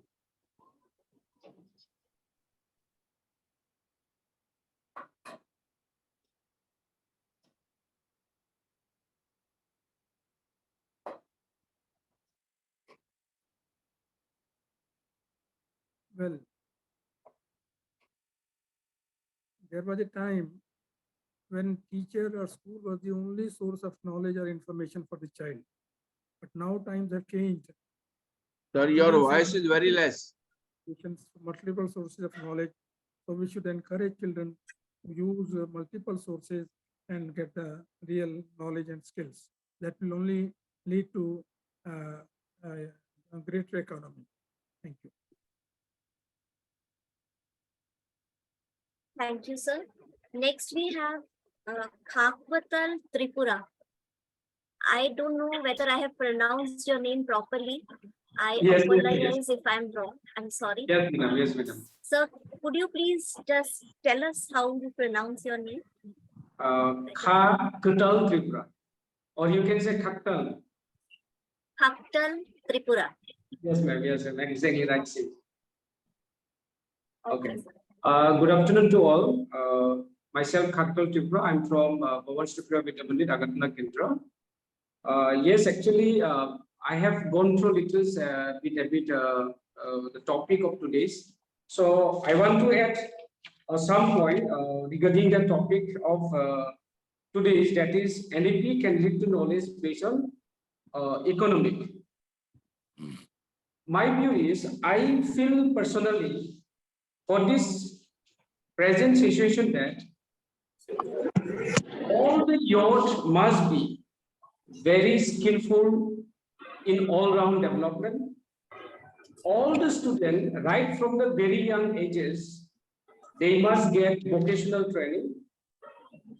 They must have practical knowledge where employability will increase across the nation as well as globally. And brain drain, for which we have learned yesterday, that is a root learning, should be tackled very nicely. Also, online learning process must also be developed where all the local as well as the international will get one platform to enhance their learning process. So I believe this is the way how NEP will able to lead the knowledge on base of economic, and it will ensure that quality education and promote lifelong learning opportunity for all, regardless of social or economic background. Accordingly, for this regard, in May 2020, if I am not wrong, our Prime Minister Narendra Modi has launched Atmanirbhar Bharat, which means self-dependent India. So, therefore, as a teachers or educator, it is our responsible. I truly believe that it is our responsible to take care of our youth or our country to make self-dependent India, which means Atmanirbhar Bharat. That is why I feel that this is the way how NEP will be able to lead the knowledge, of course, but also in the terms of economic. So this much. Thank you, madam.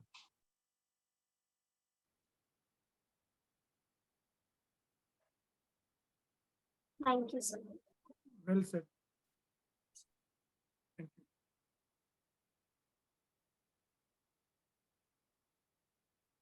Please carry on.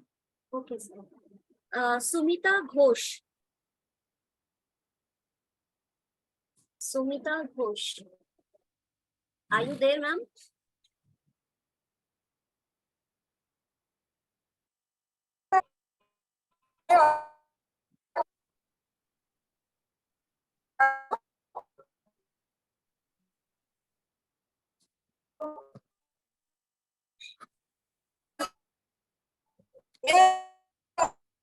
I think there is some issue there. Please call the next. Okay. Next, we have Madhumita Chakravarti.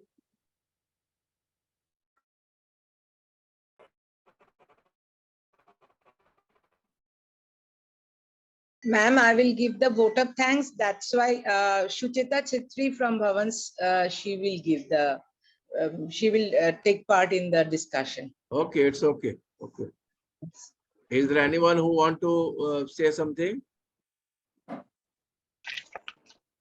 I would like to say a few points, sir. Please, please, please. Am I audible? Yes, yes. What's your name? My name is Sucheta Chetri. I'm from Bhavan Tripura Vidya Mandir. Okay, welcome. Okay. A very good afternoon to each and every one of you. So I would like to talk about few points about this topic, this NEP about. So NEP envisions the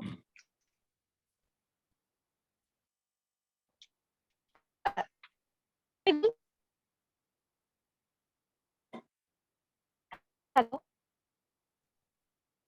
Am I visible to all of you? Yes, ma'am. Yes, ma'am, you're visible now. Oh, okay. So I was telling that NEP envisions the reframing of the education system. It focuses on the knowledge economy in terms of promoting cultural heritage, increasing the gross enrollment ratio in higher education, and encouraging more youth to pursue higher education. It focuses on career readiness, which requires communication, critical thinking, problem solving. It focuses on the vocational exposure of the youth to be skillful. It puts emphasis on practical learning, which is knowledge intensive and which will increase the employability nationally as well as globally. And deals research and development, innovation, creating new solutions, technological creation, so on and so forth. NEP targets to transform the youth into a skillful workforce that will drive the country's economy. Today, the world is discussing the fast changing nature of work, jobs in the future. This policy will prepare the country's youth according to the needs of the future on both knowledge and skills front. That is all I wanted to say. Thank you. Manisha Rani, are you there? Manisha Rani.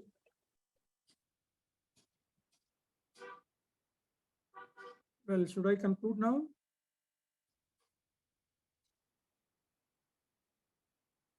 Yes, sir. Now?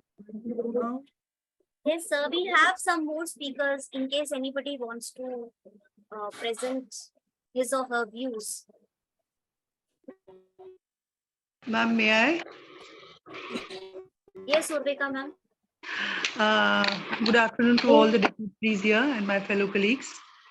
A lot of things have already been spoken about NEP, and I agree to more to them.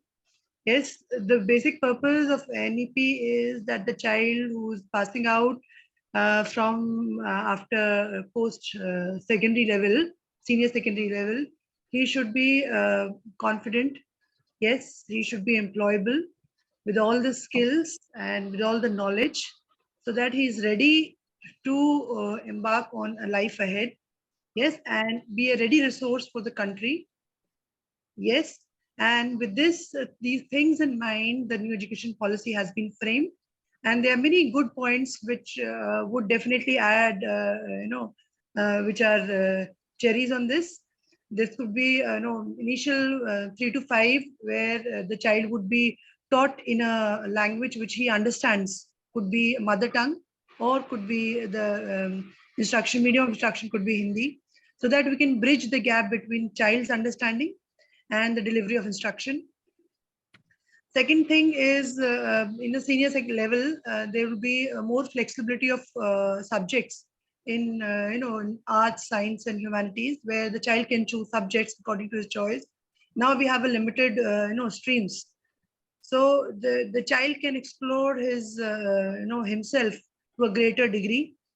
Yes, which could be later in his help in his career as well. Third thing, the vocational training, which adds, which is another benefit in this, because when we were children, I think we did some SCPW work, if we remember, with thread and needle or wax. We did SCPW, but these children, they do not have, or they do not use their hands and this thing to learn a skill, which is also an added advantage. Yes, besides this, there are many other things which my colleagues have spoken, and I just want to rest till here only. Thank you, ma'am. Thank you, ma'am. Sir, I think now we can conclude. Well, should I start? Yes, sir. Can I sum up now? Yes, sir. Okay. Thank you. It was a wonderful session listening to various speakers. At the outset, I am extremely grateful to Dr. Anil Kumar Sharma for providing me this opportunity to chair this session. Well, 19th century belonged to Europe, 20th century belonged to America, and 21st century belonged to India. Why? Let me elaborate.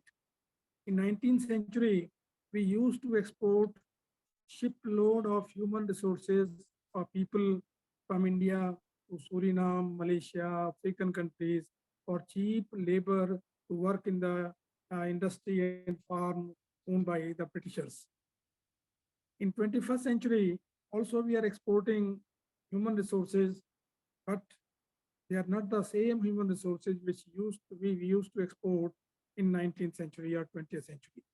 They are highly educated, highly skilled in various fields like management, like IT, and they are received with red carpet in developed countries.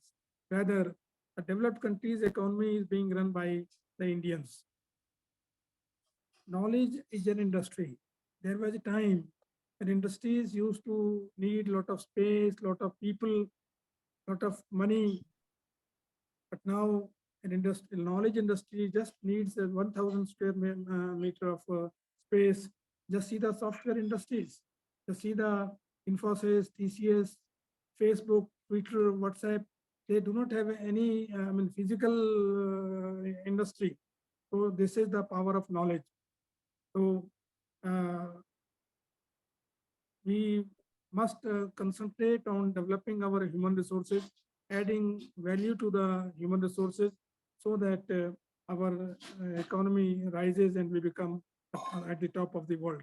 And I believe our new education policy is an effort in the right direction to develop the skills, confidence, problem-solving abilities, and above all, we should concentrate on communication skills, because in any field to succeed, most important ability is communication skill. Another thing I would like to highlight that in our present education system, we are not emphasizing much on science practicals and practical training. Unfortunately, science practicals are just taken as a routine, and no serious effort is done either by the teachers or by the students. This must change, and our students must do seriously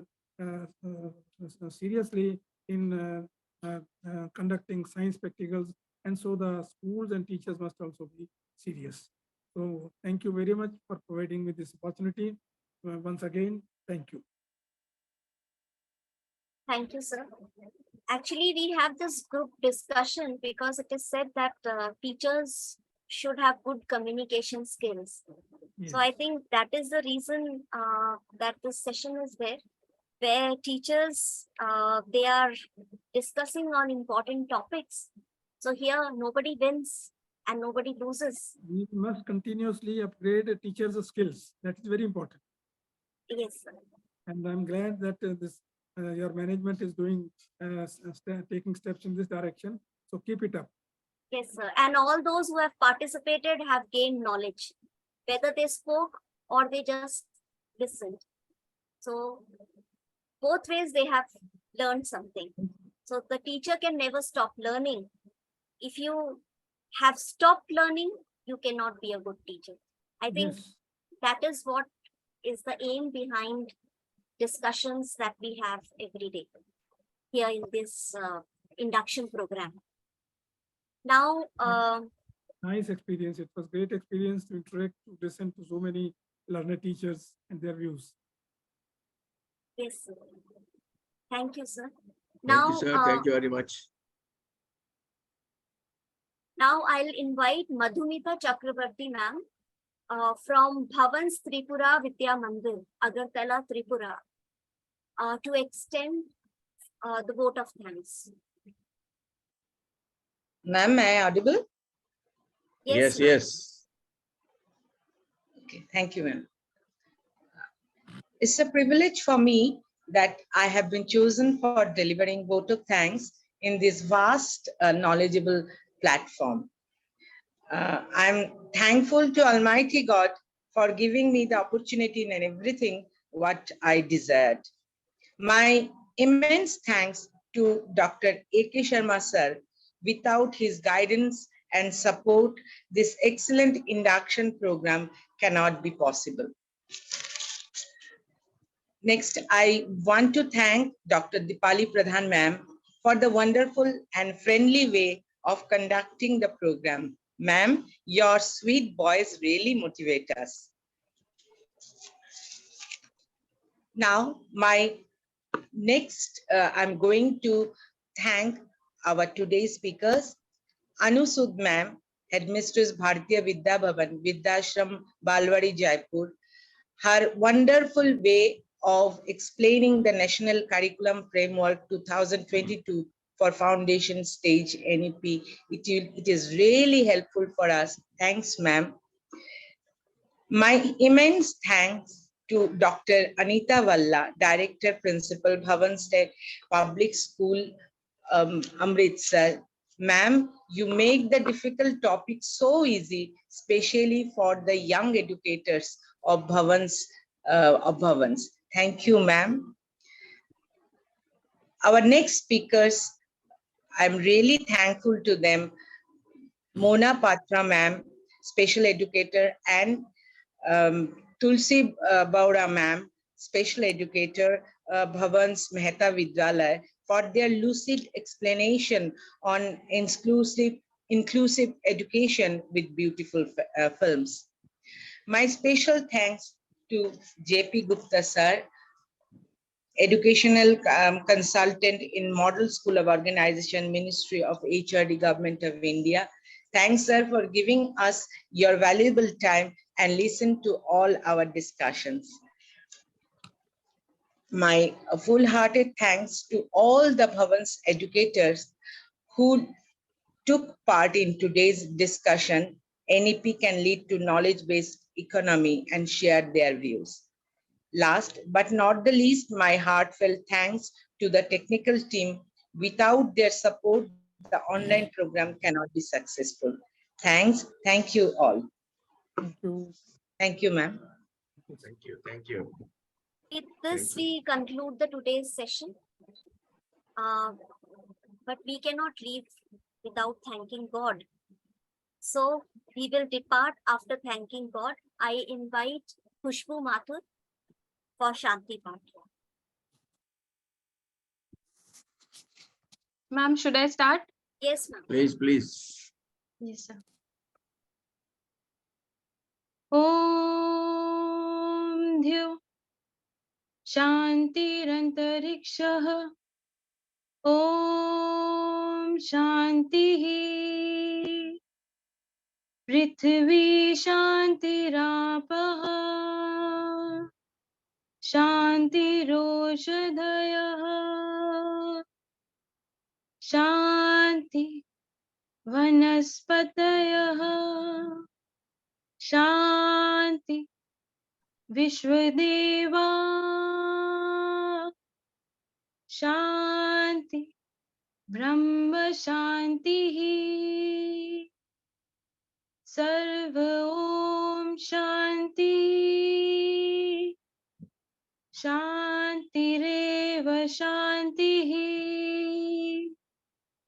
Sama Shantiredhi Sarvarishta Sushanti Bhavatu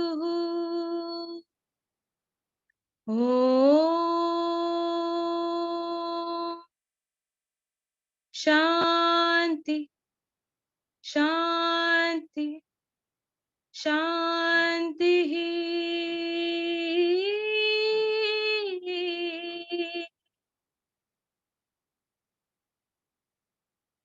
Thank you, Khushbu. Thank you very much. Thank you, sir. Any problem that our participant have, those who have not submitted anything or like that? Sir, some did not yet submit the report. So I think Today they will do that. Okay. By the end of the day, they will do that. Yesterday's report. Okay. Let us hope that you all have enjoyed today's session. So meet you day after tomorrow, because tomorrow is holiday, Sunday. Enjoy your Sunday, and then come on Monday with full vigor, with full enthusiasm, with full energy. So till then, goodbye, and don't think anything. Enjoy your holidays and enjoy the course. Thank you. Sir, I'd like to share the attendance link in the chat. Teachers can fill the attendance and then they can leave. Please, please. Thank you, sir. Thank you.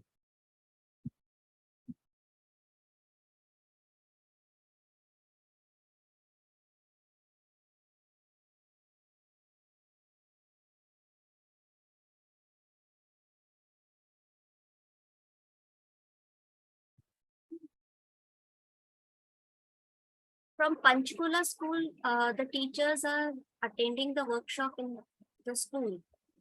So they had a query. So I think they can, so how can you help them? They had sent the list yesterday to us. What they can do is they can use the same link and via phone in their school's WhatsApp group, they can share and they can fill the attendance via that link. Like they can simply copy it and they can paste it in their WhatsApp group from here. So One of them can, the one who's attending from the phone or the laptop that is there, you just need to connect to WhatsApp and copy the link in their WhatsApp group so that they can fill it. Any teacher from Panchkula school right now here? Because they are leaving. Some of them have left already. Yes, good afternoon. I'm still here. So, ma'am, could you do the needful? I think you have understood what sir said just now. Yes, ma'am. Yes, ma'am. I understood. I'll share the link in the WhatsApp group. I just copy it and paste it, right?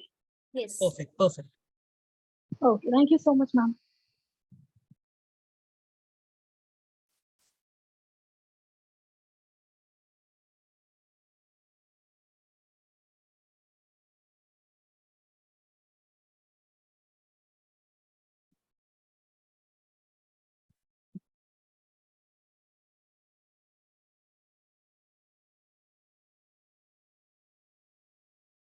So mark your attendance and then you can leave.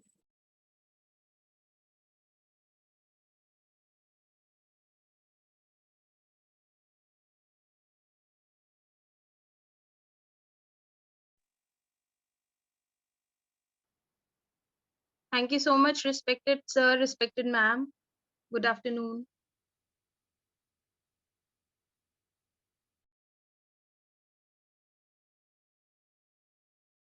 Dipali ma'am, you are on mute.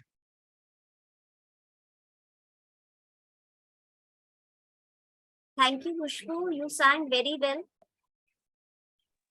Thank you, and ma'am. when somebody sings live, it is, I mean, that is totally different. The recorded music and the live one, there's a lot of difference in that. Is there anybody else in the group who is a good singer? Who wants to volunteer for the prayer also? Yes. Anybody who wants to volunteer for the prayer?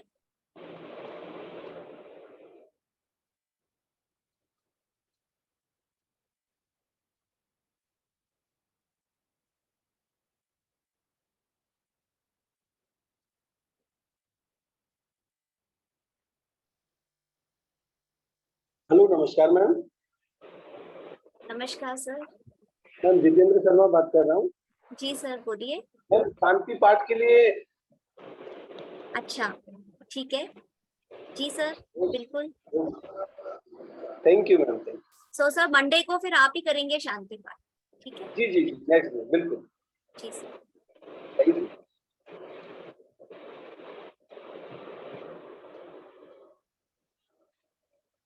Khushbu ma'am, what about prayer in the beginning? Can you, I mean, with some music, can you add something to that? Ma'am, I'm having with the instrumental music only. Means I can sing without it. Not having any instruments. That is the reason.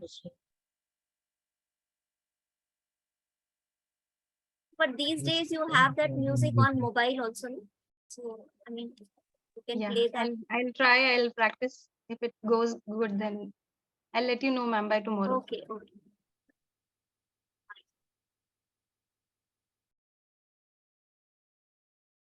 Actually, this session, I mean, this year we don't have music teachers in this program. Otherwise, every year they were there to begin and to end. Both of them, Mamta ma'am and Rachna ma'am. I think teachers have got the link and they have filled the attendance. So we can Yes, end sir. this meeting now. Yes, sir. Yes. Thank you.